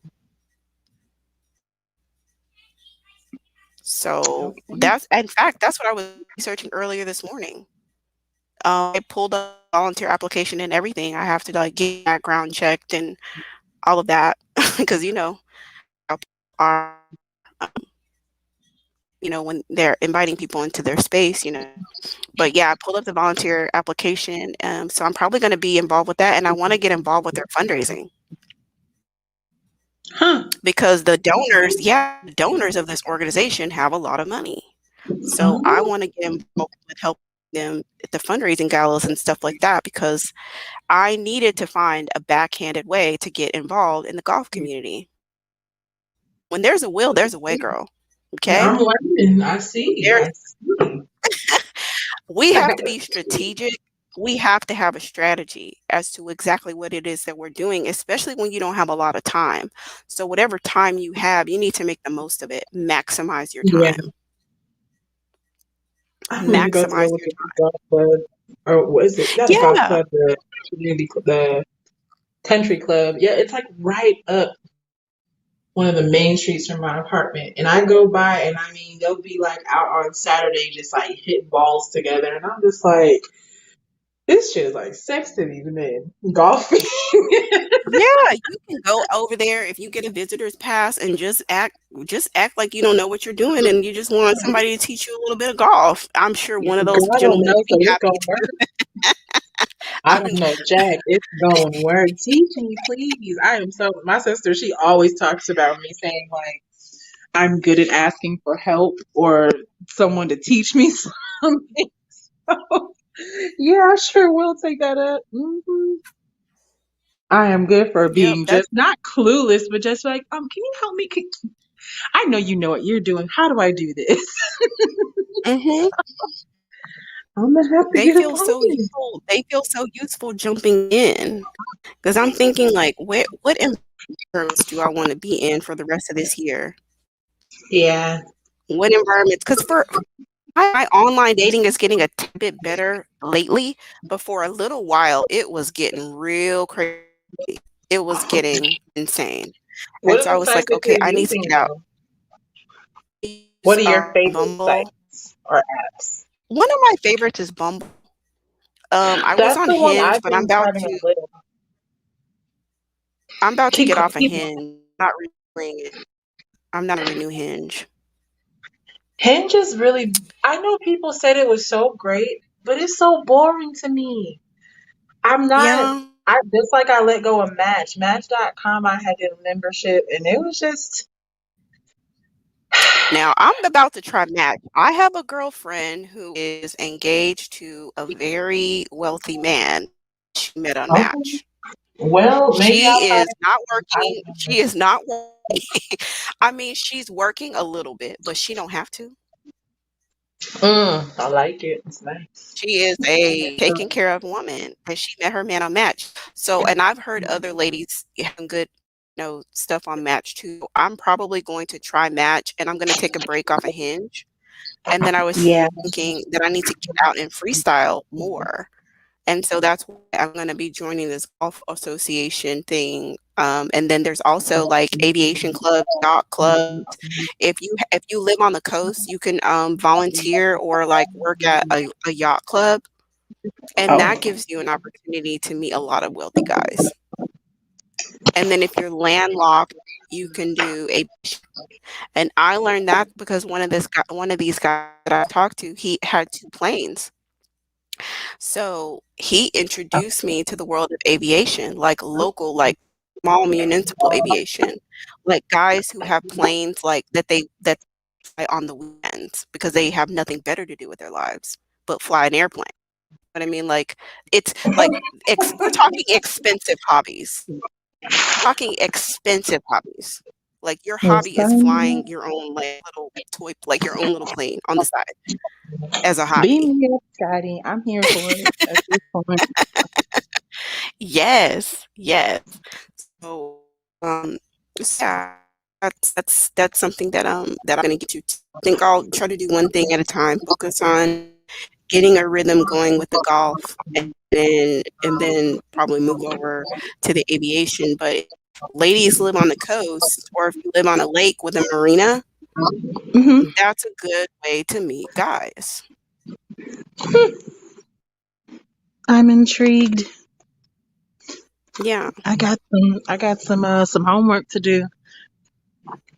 Because at yeah. this point, you know what I realized also? I was doing this stupid bargaining thing in my head where I was like, I don't want to be a sugar baby. I want to be married. And I'm like, listen, I'm about to do both. I Girl. can't anymore. I'm tired. It's not well, I think that people think there's one or the other, but honestly, it just depends on what kind of marriage you want. If you want a marriage to where your husband's gonna be taking care of everything and you can just do whatever you want, like maybe you work, maybe you don't. If you work, all your money is your money, his money is your money. His money is your money is your money. If you want a situation like that, then you should start finding a guy that invests in you from the very beginning. You know what I'm saying? So there's that. But if you want a 50-50 relationship, it doesn't matter. Which is like you can be a little bit more fair if you want a 50-50 relationship. No, I don't. I'm not here for it. I mean, I would like to. I feel like it's just, I don't know. I would love to work from home, create, do stuff like that, but I've been doing enough. I've done 150 my whole life. I'll be damned if I go to get married and I do 50-50. I don't care. That ain't what Jesus died for me. I'm not going to do it. I'm not. So it's kind of like I'm like I don't know. I want to. I think I also feared not being in love. That was another thing. There's so much. I want to love my husband and all of that, but there's just so much of this thing Girl, about love in the community, and I love.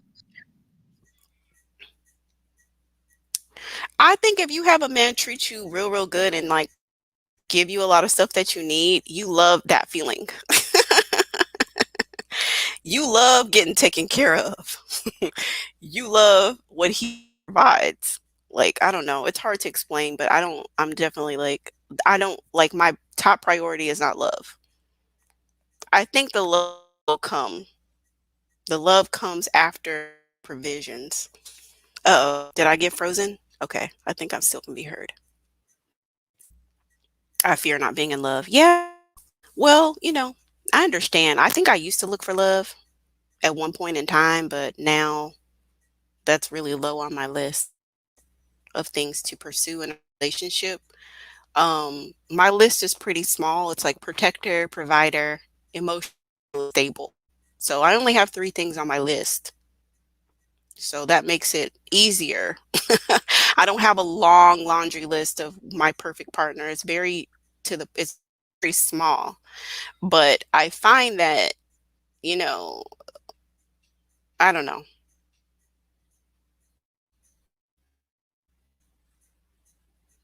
Hopefully can y'all hear me? Testing, testing, testing. Can y'all hear me? Maslow's hierarchy of needs met before love. Yeah, absolutely. I think you get your business in order before you let your guard down, allow yourself to love. So you kind of have to do things in that order. But once the business is taken care of, then you can relax and let the love happen. But if you lead with your heart and you lead with the love, a lot of times we end up getting into very exploitative situations, and we getting into bad situations because we are not in a in an environment where we can be feminine, and we are matched up with a masculine provider. So, pardon me.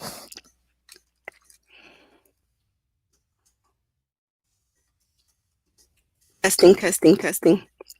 You don't hear me? Yeah, you're right, darling Okay. Ebony. Um, I saw a study that said marriages based upon money last longer. I believe it. right.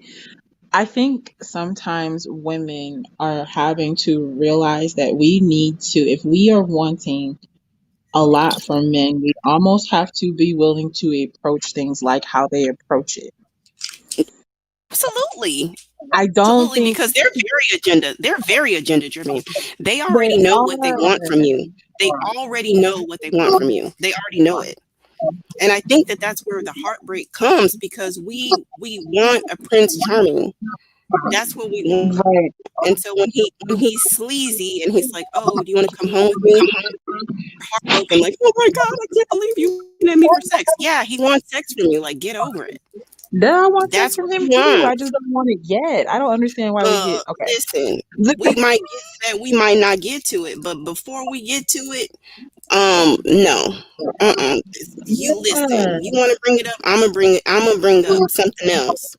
We're gonna be tit for tat for a while, and you would think that it's repulsive, but it's really not.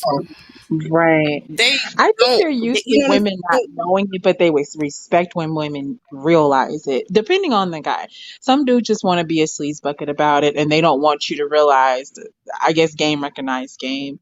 And then I'm learning sometimes when we're less emotionally driven, or when I'm less emotionally driven and I'm more, when I say precise, it doesn't mean I just come out here spitting things out, but I operate how they do. I just do it cute. I do it like me. I do it like Coco would do it. Um, they actually respect it.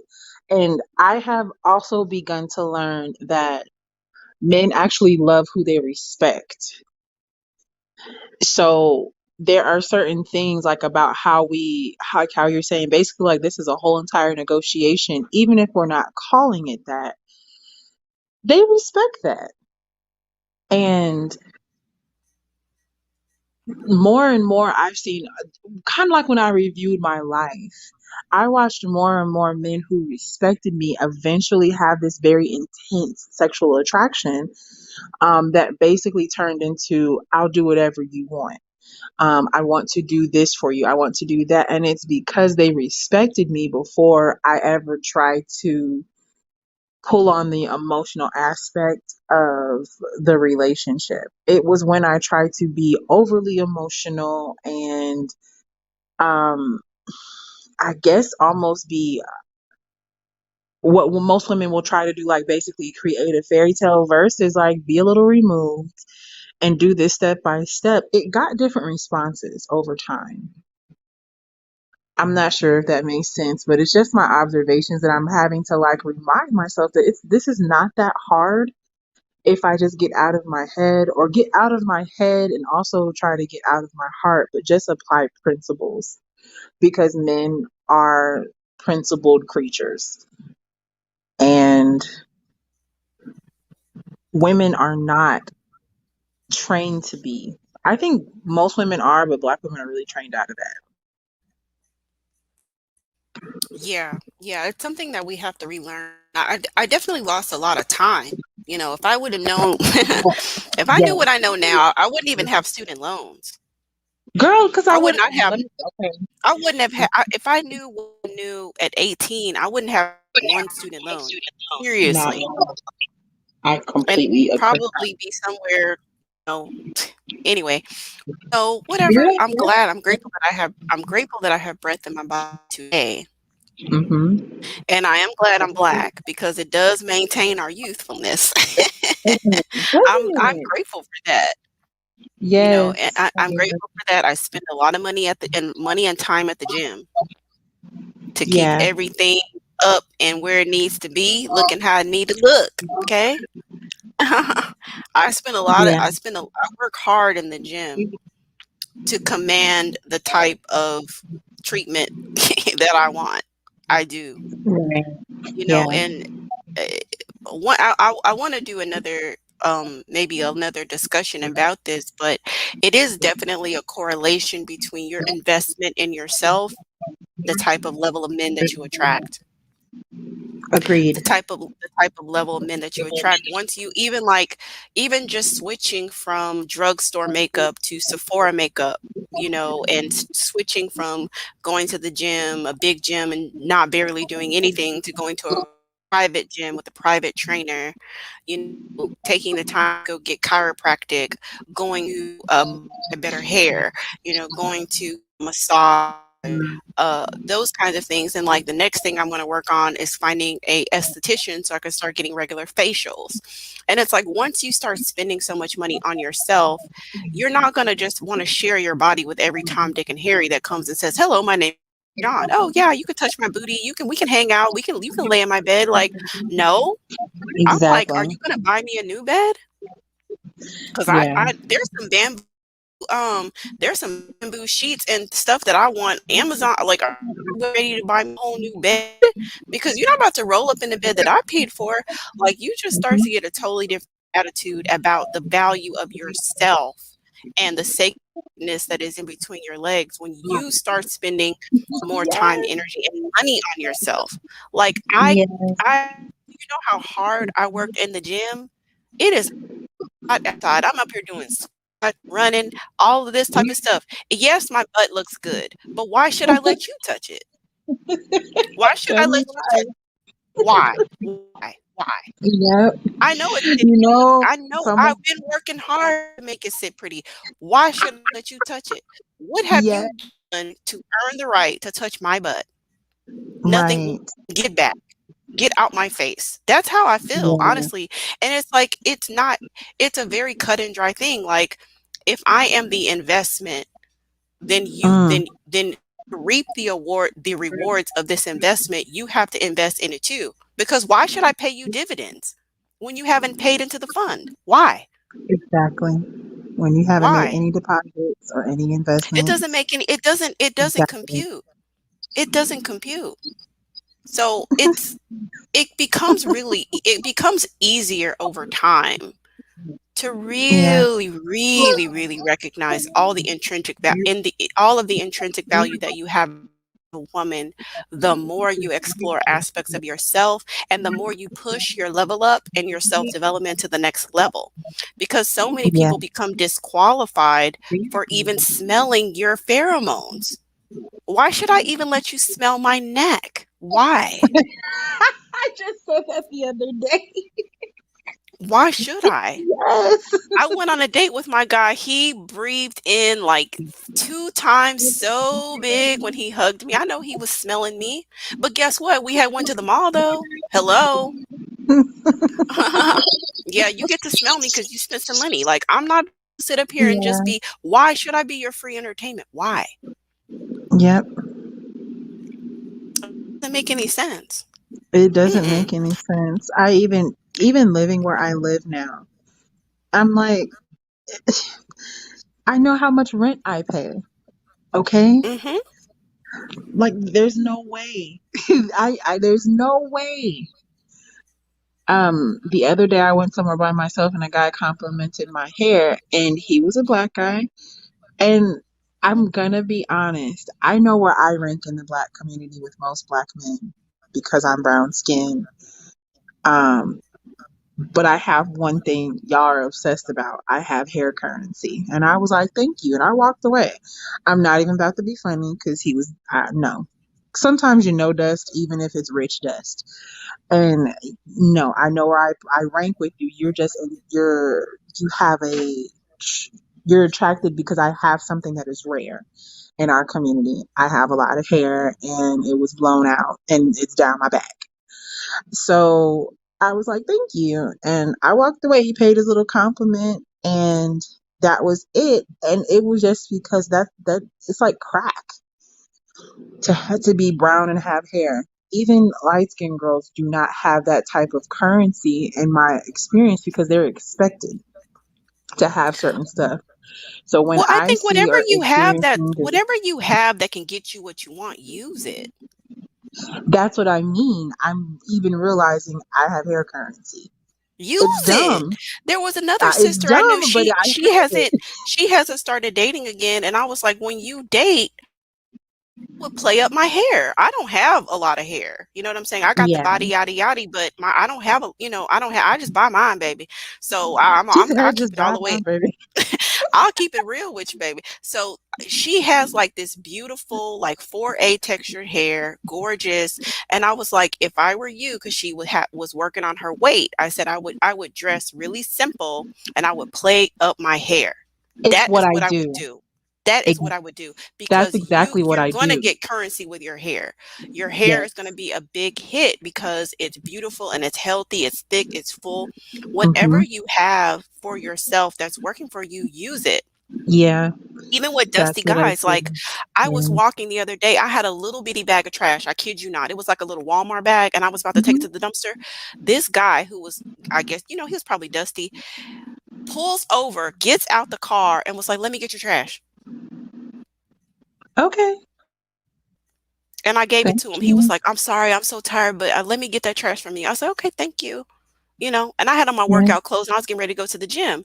So it's like everybody can have a role in supporting your life, all men from different levels.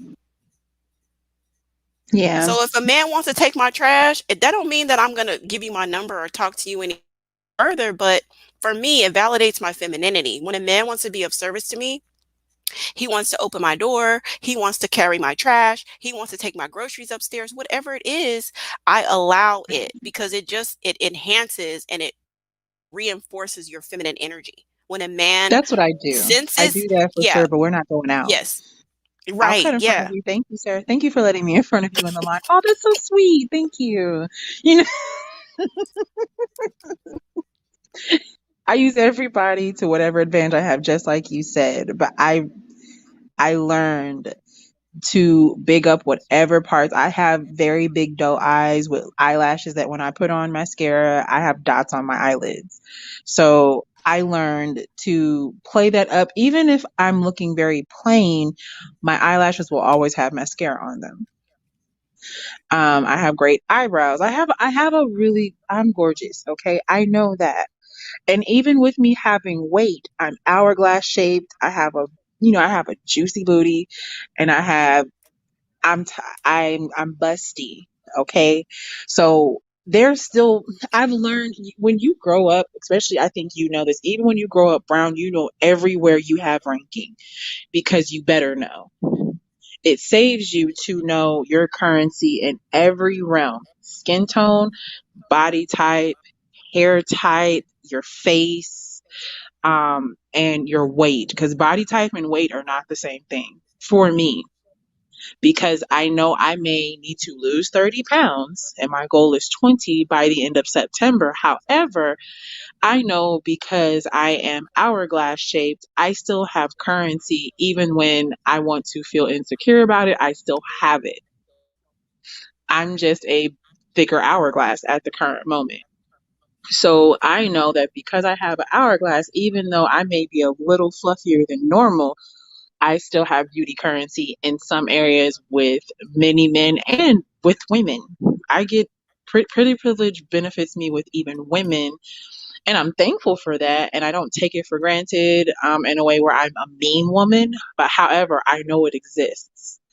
So I kind of know my numeral ranking in every single area, and like you said, I've had to learn how, even if I know there's not a chance in hell that that dude has a shot with me to go out with me, he can surely let me jump in line, or he can surely, oh, let me get your coffee, or, something like that. Open the door, big up me in the line, talk about, but it just ends there, So I don't know. I get where you're coming Mhm. from, and I definitely learned. Like you told your friend, I have 4B in some areas, 4C textured hair. It's just long, and to avoid tangling, I wear it blown out most of the times. And if I'm going out, I wear my hair in wand curls. So I literally have that whole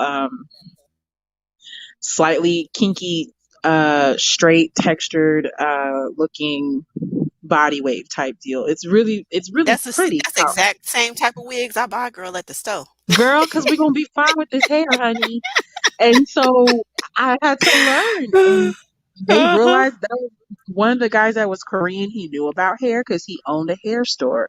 So he was literally like enamored with my hair because he sees most brown skinned women or most natural women, their hair's not, it doesn't look like mine. So that was like a thing where he couldn't, I'm pretty sure he wanted to touch it, but I was like, no, sir.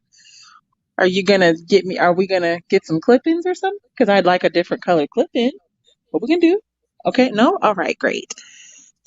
But so I've learned, say I want to lose 2 inches off my waist, these thighs, these juicy little thighs, put them in a dress, honey, and put these wedges on, and it's enough. And my sister had to remind me of that, like, girl, you really fine. And I forget it sometimes. I'm not being funny because I'm not where I want to be. However, I have to look at it from a man's point of view, and he doesn't know that I have a goal.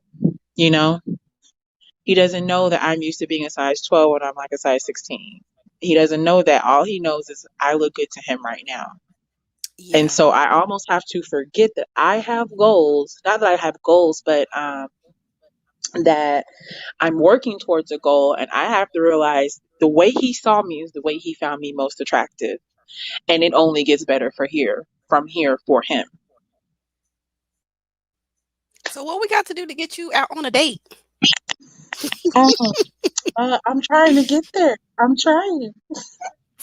I don't know. Maybe You gotta I you don't gotta say know. yes to one of the guys that's asking you out. Okay. I think that's the next step. Saying yes Okay. to a All date. right. All right. Okay. You can do it, Coco. Okay. Do I sound like a little kid? Okay. Um. You can do it. Okay. So okay, we go. Here we go. Adventures with Coco. Yes, we got to get you out. Alchemy Goddess got to get out. Miss Darling Yes, got to figure out boo. what she want to do. She got to get out. Yes. Who said years and decades of dust? Y'all are funny in this chat. I Darling, can't take. darling. Darling is crazy. Mhm. Yeah, It's just oh my gosh, it's just so amazing. I mean, I think we really make I this hard on honestly ourselves. like looking at my roster right now because like I've been getting so discombobulated with everything, so I just like had to write everything down and organizing Hmm. stuff and seeing what's what. And honestly, I mean, I'm satisfied with it. I mean, I really am satisfied with the variety. I'm satisfied with I mean, like the Indian guy, we've talked about everything that we want to do. He went out on vacation this week, but before he left, he sent me this music venue. He wants us to go check out some bands. So, and once basketball season starts, hey, guess who's going to be at the basketball games Ooh, I with want to him? go to a baseball game So, so bad. yes, so I'm excited, for the adventures that are to come. And for Yeah, me, I see it as fun, an yeah, opportunity to have more fun and practice being feminine. Mhm. Yeah. That's the way that's kind of like my approach.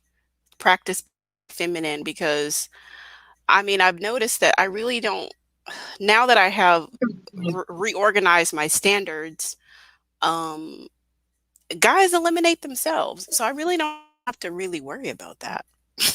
I really don't even have to I really don't even have to worry about that. Like whoever stays is what they want to do. Whoever is out of there, that's because that's also what they want to do. But it has really alleviated the pressure. It has really alleviated the pressure of things. So Yeah.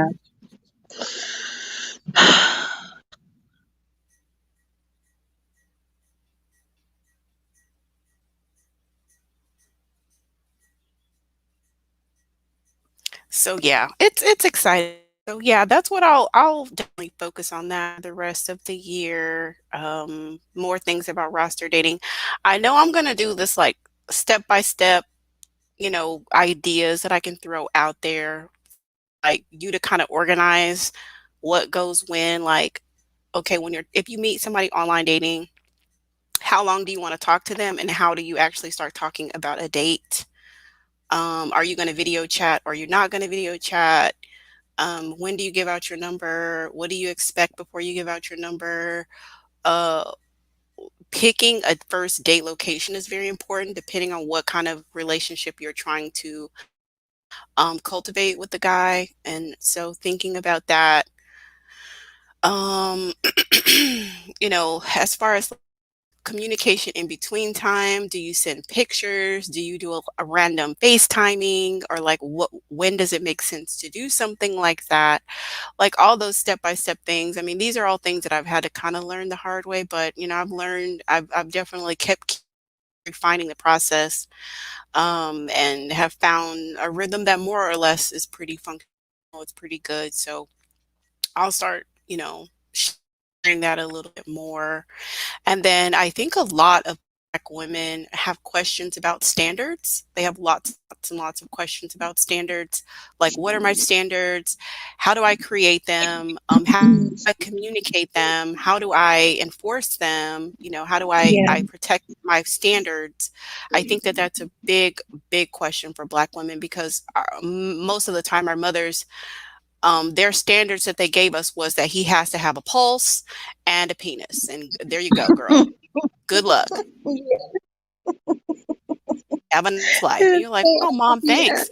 You know what I want to do, Coco? And I'd love for you to participate. I want to do a call-in show on, did your mother prepare you for life or serve you to the wolves? She served me to the wolves, sis. Like, we could talk about that. And I think we should do a call-in. I really I do. I think think we that women should. need to, like, did your mother prepare you for life or serve you to the wolves? Because that is really gonna, I think, generate a very rich dialogue. My Yeah. mother served me on a silver platter to the wolves, girl. Silver platter, I mean, had the Mhm. apple in my mouth, all of the such and the like. Did Yeah, me dirty, taught me jack diddly squat, but to let him yeah, treat you bad.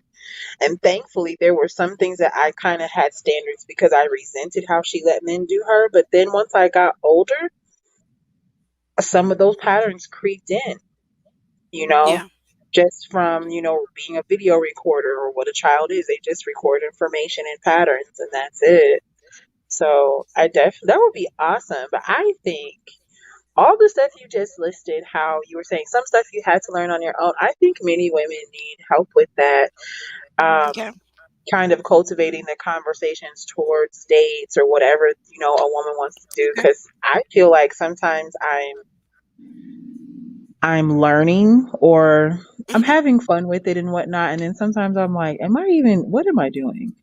And then other times it's Mhm. easy. It's just like, I think it depends on, I guess, maybe it depends on how vulnerable I feel about the situation that it determines like how I feel when I'm interacting with a guy. But I think a lot of women, would probably benefit from stuff like that. I don't know how you would do it. Like, because I almost told someone, like, let me see y'all's conversation. What did you say and what did he say? I have some screenshots. I was organizing screenshots earlier today. So, I definitely want to bring more to bring more screenshots, to kind of show you like actually how I do handle conversations. So I just need to I like have to like download them, and then I have to edit them and like edit out people's pictures. I edit out I need to edit out people's pictures. I need to edit out people's names, but I am sort of organizing that to help with that. And then I need to post a link in the Discord because I'm probably gonna like try my best to try to help people through the Discord, when they're having conversations like, okay, what can I say next to like get the next step, like to the What next thing Discord that are they you can do. in? Are we in the same Discord? I made my own Discord. Girl, put me in this Discord. Why are you playing with my life? I got you, go. I got you, go. Oh, I it's so got you. funny. Okay. I'll put you in there because I need it. We need like a more private space to Yeah, to answer cultivate more this stuff. specific questions. Yeah, yeah. So that's why I made the Discord. So that we can talk about more private things in there. And so that so yeah, I want to start like walking through a little bit more step by step. If Yeah. people have scenarios, then we can kind of work out those scenarios, and then hopefully over Yeah. time, like once you just kind of get into the groove, I think that you build your confidence through going through the motions, like getting out there Yes. and trying, then you just start to feel naturally more confident. So I'm learning that. Yeah, it definitely does help just trying and learning by not by process of elimination, like as you're just failing, but you're getting your feet wet and you're going through patterns and just having conversations. I had something I was about to say and I forgot what it was. Um, oh, I think you doing stuff like that, like, breaking down conversations and stuff. I think it's really helpful because unless for most Black women, this is a very lonely thing.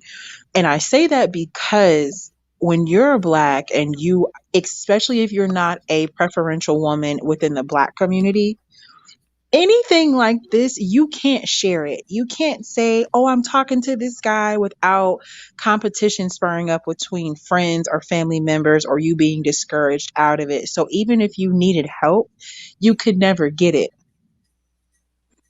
mhm. So, we're over here talking and I'm saying, hey, I think between Bumble and Tinder, which I don't really Tinder is weird and I'm like there's got to be another a better app. I don't maybe okay Cupid. I don't really know. But this week I've just been like, you know what? If there's even an inkling of a yes, I'm just going to swipe right and figure it out. So I've been matching a whole lot more and then, some conversations ensue and some do not. Because some people just want to match to see if you'll just say yes for their own little boost of confidence. I don't know what it is, but what I've noticed in my observations is that especially a lot of us women, we are, self-preserving. Some may say divested, some may talk about sovereign and all of that. But basically, we're doing what's best for us and being open to the possible black male unicorn, if that's your thing, because there's not that many. But in my observation, when it comes to dating, you are more likely to get self-sabotaging advice because no one wants to see you happy versus the spaces that we're now seeing because black women are emerging to speak and create safe areas for women to talk and have conversations. There's more camaraderie and less competition and hostility because we're entering into a place that has far more options than what we had before. So black women really don't even get to say, oh, I messaged this guy. He said this. What do you think I should say? Without more than likely receiving disastrous advice that would actually self Yeah. sabotage it or be made to feel silly for asking. And then they almost talk themselves out of what they were doing because now they feel foolish. Yeah. Well, I hope that I'm hoping that reply. Oh, hey, welcome to the Discord, Ebony Alchemy Goddess. Um, I'm hoping that, like I posted a video on making new level up friends. And Yes, I'm going to be posting more information on creating and cultivating healthy relationships because and when you embrace this lifestyle, that means that you're leaving behind certain people. But then yes, also it also means that you're embracing new people.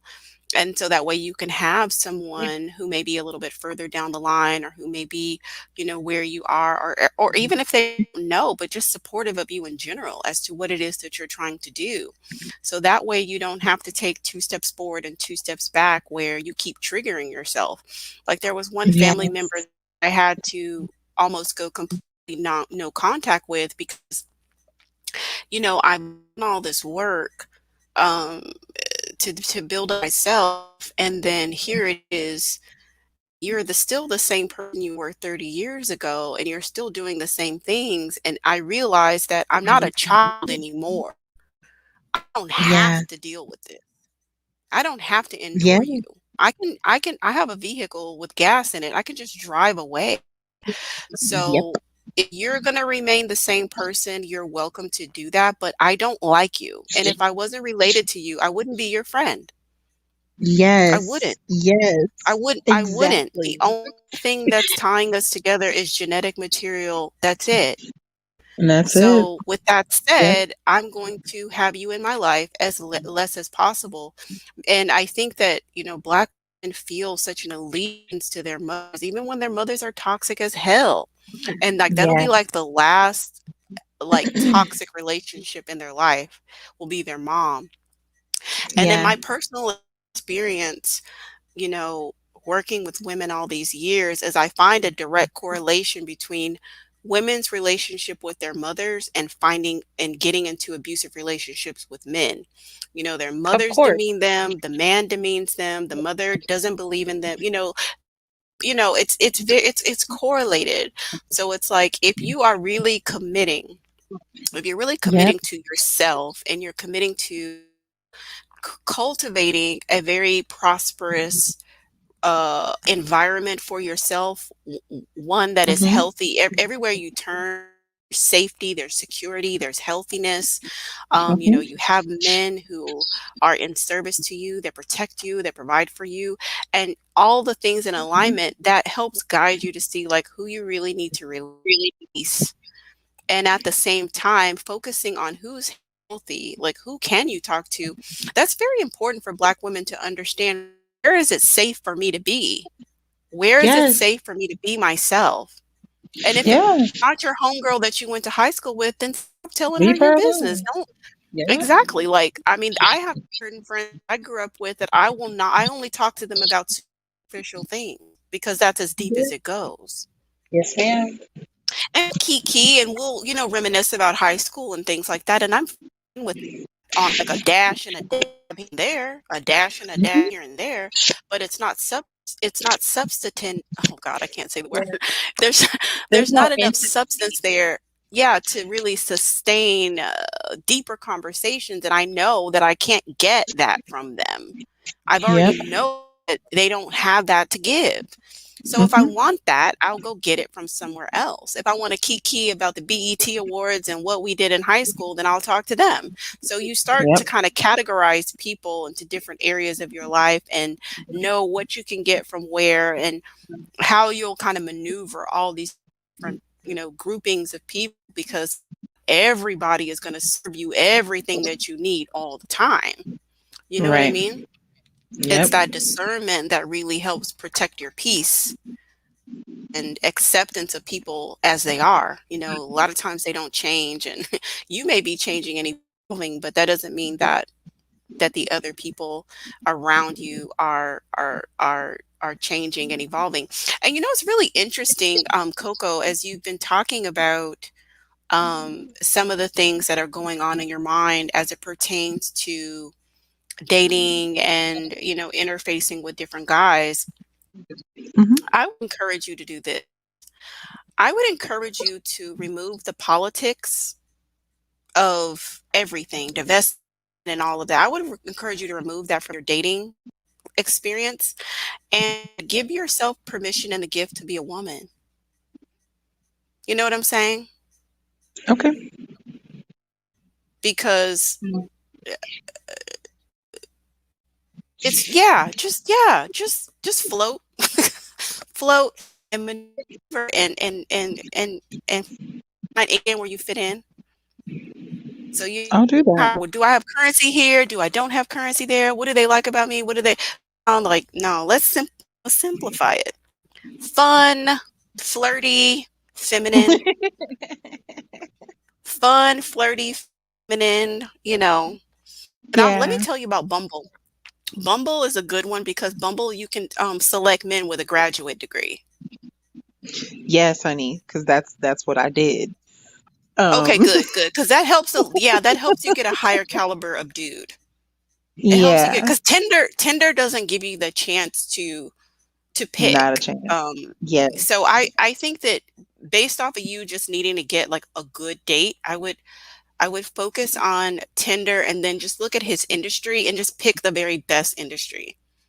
You know, Okay. pick the That's what I've best been doing. Looking for a industry. school or a good industry. Yeah. Yeah, like Ivy League, I automatically swipe right on all Ivy League guys. I don't even look at their bio. I'm like, oh, you went to Harvard? Swipe right. Oh, Yale? Swipe right. Noted.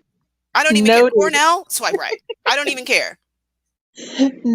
You went to Noted. MIT? Swipe right. Great. I swipe right on all Ivy League guys because they're highly connected. They're highly connected Done. and they're always going to be, you know, able to go wherever and maneuver in their career. That's what I would do Yeah. if I were you. And I would leave like when you come onto YouTube, like we can talk about Blackistan, we can talk about divestment, we could talk about this, we could talk about all of that. And then I would leave it right here on YouTube. Oh, that doesn't go into me dating now. I've never the stuff that I talk about, I've never said in my what they say in real life, IRL, like But I've even in never your had this head, conversation. even in your head, because they only see a beautiful woman. That's all they see. They don't know anything else. Okay. Yeah, they just see a beautiful woman, you know, and they have, you know, they're trying to shoot their shot. So you can just hear them out and see what they have to offer. So you can begin your vetting process. Done. So I'm about to go swiping. Swipe right, Yes. swipe right, swipe left. Yes. And I'll tell you how I kind of get the conversation going. Like I usually ask them like, "Well, what do you like to do around town? What are your favorite live music venues? What are your favorite Ooh. cuisines?" I keep it very focused on date. So I'm not like, "Oh, how like tell me about yourself." Like I'm not about to do that. You want me to tell you about myself, you got to invite me to dinner. I I'm not about to hear give you my you. resume through this app. You can find that across the table while you buy you some Exactly. steak or some Exactly. So tacos usually or they're we like, drink "Oh, I wine. like this," and then you can kinda go back and forth about what kinda, like, foods that y'all both like and all of that kinda stuff, and then I Mhm. ask them, you know, like, "What kind of dating situation are you looking for?" And then I ask them, "Okay, well, what is your ideal first date?" There it is right there. Now, once he responds to that, really he should be asking you about your availability. Okay. If he's not asking you about your availability, he's like, "Here's my number, hit me up," talk to him on the app first. And then after that, and Spec Coco, are you talking to these guys on the app like voice? I've been like having to just unmatch them. One guy was like, he was basically demanding my phone number, and I was like, no, thank you. Uh-uh. Your voice is so mesmerizing. I think that you get so many dates if they heard. You know what I hate is that it's true, and I never have gotten to that. Maybe I just have to be like, maybe I just have to send them a little voice thing because the No, other no, day when no. I was Don't in that send it. store, Don't send it. Don't send it. What I'm you're gonna listening. do, you're okay, this is what you're gonna do. Okay, so once you guys are start talking about type of cuisines you like and venues and art shows and all that kind of jazz, and then Mhm. ask him about his what kind of dating he's looking for. Ask him what his ideal date is, and then 9 times out of 10 he's going to be like, "Oh, well, here's my number if you want to talk," or da da da da. Say, let's find a time to voice chat." Okay. And then once he gives you his time, you give him a time, and then he's like, "Call me whenever." Say, "Oh, baby, why don't well, not baby. Oh, dear, why don't you call me when you get a chance, or like call me at 9. I'll be waiting for your call. I can't wait to hear you." Let him Okay. call you. Let You him better send it, tell me what to because do. what we're trying to do from the very beginning is we're establishing that he is the one pursuing you. Yes. That's You why know what's so we good? do I'm so everything grateful. methodically like this. That's why we do Yes. it, because we're setting the pace for how this is going to go. You pursue me, you are the masculine, I am the feminine. Yes. I can do this all in person, but I suck at online. So I am thankful. I can do all I I this, I know drawing and once they hear your sexuality. voice, It's they're going to easy. want to take you out. I know that for a fact. Okay. You hit them with that laugh, they're gonna be like, "Ooh, I need her in my life." I just said the other day that my laugh is what drew two guys in one store. I I'm said trying my to laugh tell must be you. like an aphrodisiac, and I just don't know it because both guys were like, "So what are you giggling about?" And I was like, "Oh, turns you on a little bit, doesn't it?" Yeah, I'm trying to tell you, you get them on the phone, and then so after you get them on the phone, you're gonna recap some of the stuff that you guys talked about on the app, and then he's gonna want to probably ask you out. Okay, So then done. that's when you boop boop boop, you get that situated, and then he's gonna be like, "So what you got?" Then you have to be like, "Oh, but I have a conference call I need to jump on," or "Oh my God, I have some pasta on the stove. I gotta go get it." But I really enjoyed talking to you, and I can't wait to see you next Friday at 7. Great. And get off the phone, because you want to leave him wanting more. You're going to want him like he was about to say something and he didn't get to say it. Leave him hanging to where it's open and he's desiring more of you. Don't exhaust it to where he done said everything he needed to say. You just said everything. Always leave it on a cliffhanger. That's going to make him Done. motivated to actually get the date going. Done. Done. I can do this. Girl, I'm you so good at can. this in person and I suck at it online. I'm telling you now. That's my weak point is online. Cause all this, I could literally just drag a guy with a little leash across, across a restaurant or a store. However, this online dating crap, oh God, I suck. So Well, you are some people helpful. are good at some people are good at freestyling in person. For me, because I have my little one, I don't have the time.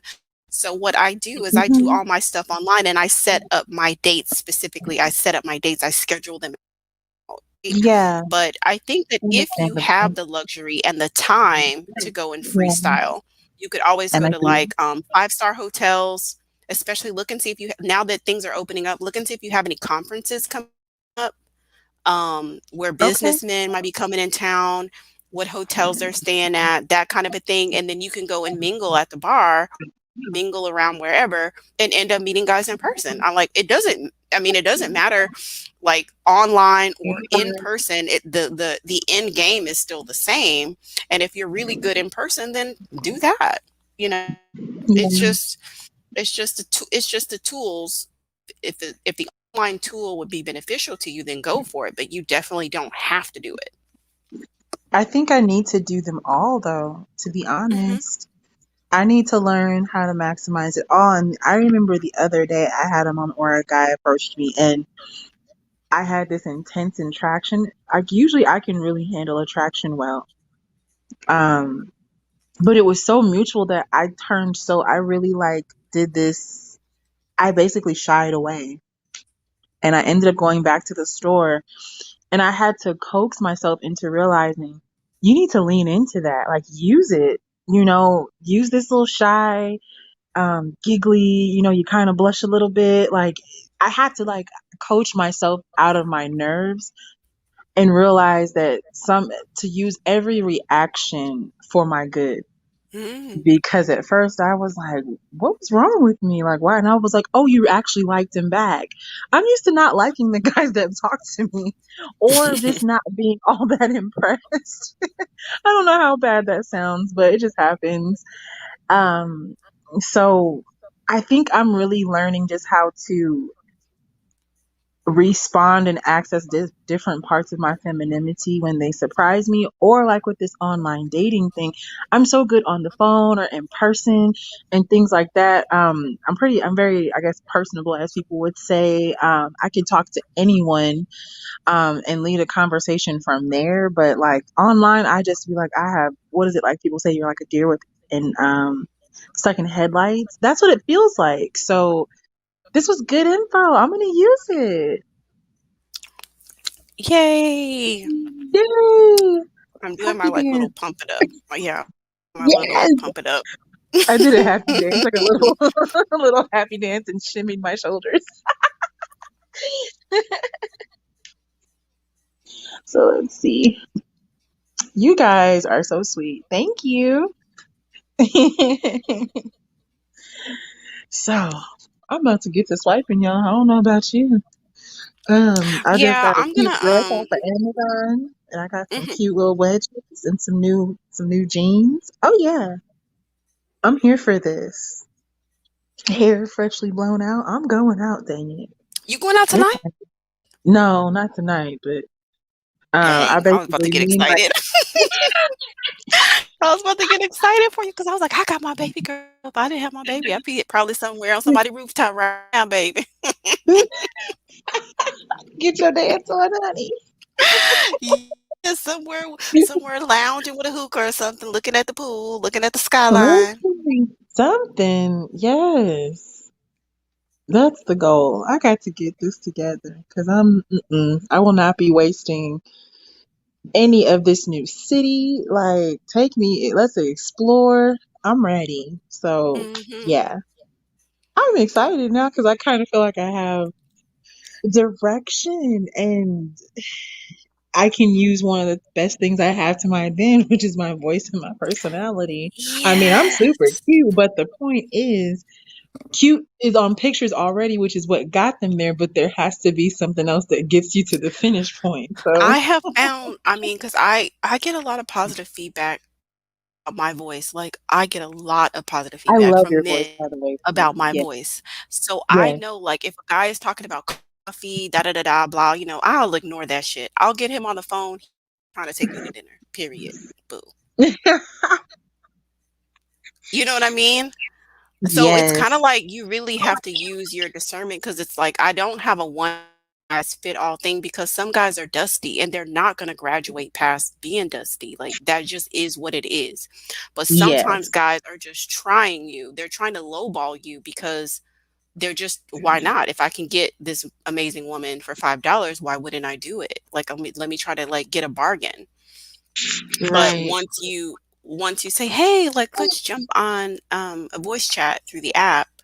Like Mm-hmm. let's talk by voice, da da da da." You figure out a time to do it. Let him call you, and then you start asking him about himself, and just let him, tell you things. Ask some of the same questions you ask again, and then before you know it, you hit him with that giggle, and you hit him with da da da da, and before you know it, he's like, "So." I was thinking like I can make us reservations. Like, are you available? Like in before boom, and you're there. You in there. You in there then. Let's go, honey. Let's You're go. in there. So okay. Yes. I'm All here right, for y'all. it. I'm gonna get this little one situated, get her some Okay. dinner and you know, do Well, all the girl, thank you things that for need letting me to be come done. up. Thank you. I think that everybody got a lot of value out of the conversation today and It's good. um so I'm grateful and I'm thankful Me too. Yeah. community. I am. I'm immensely Yeah. grateful. We have a lot of challenges ahead of us with some things Hmm. that are going on Yeah. with making sure that we keep our women safe. Yes. Um, but at the same time, I'm glad that we are able to come together and have these conversations because not only are there women in the chat that could benefit from this conversation, but other people will tune in later that will be able to get this. I'm so the juniors are getting it like now. Yes. I'm It grateful. is so I'm beautiful. grateful. Yeah. Like, I'm thinking I'm 33. I mean, my only advantage is I look like a kid. But I'm so happy that some of the younger girls, have a chance to, I think, learn early and then not have to go through the process of the missed time and the pain that it comes with. So that makes me happy. They kind of get to reap off of the lesson if they choose to versus having to learn by way of pain or missed out time. So that's really good. Mm-hmm. You Ashe. ladies in the And chat are everybody, awesome too. I think everybody probably already knows that Call Me Coco has a channel, but if you didn't know, um, Call Me Coco has a channel, so you guys can go over there, check out her content. Please subscribe. She's almost at a Oh, thousand, so please go show her some love yeah. on her channel. Yes. Thank you. Yeah, it's my pleasure, That's our sis. goal. I'm gonna inbox you or DM you. You can hit me up whenever you're done, putting your baby, getting your baby situated. Since it's easier to DM you now that we're in the Discord, I'm in your Discord, I can just message you. Okay, wonderful. Cause we gotta do the same thing and get you to 1K too. That's my Awesome goal. sauce. We supposed to do this together, honey. Cause Yep. when you were like, "Oh, I love your channel," I was like, "Girl, I've been loving your channel. Stop talking to me." Girl, I've been listening and liking. What? So yeah, I'm gonna message you and so we're gonna hopefully we could do some stuff together. Okay, I look forward to it. All right, Okay, beautiful ones. sweetie. Y'all enjoy y'all Sunday. Thanks for tuning Okay, in. good night, y'all. Bye. Bye. Peace.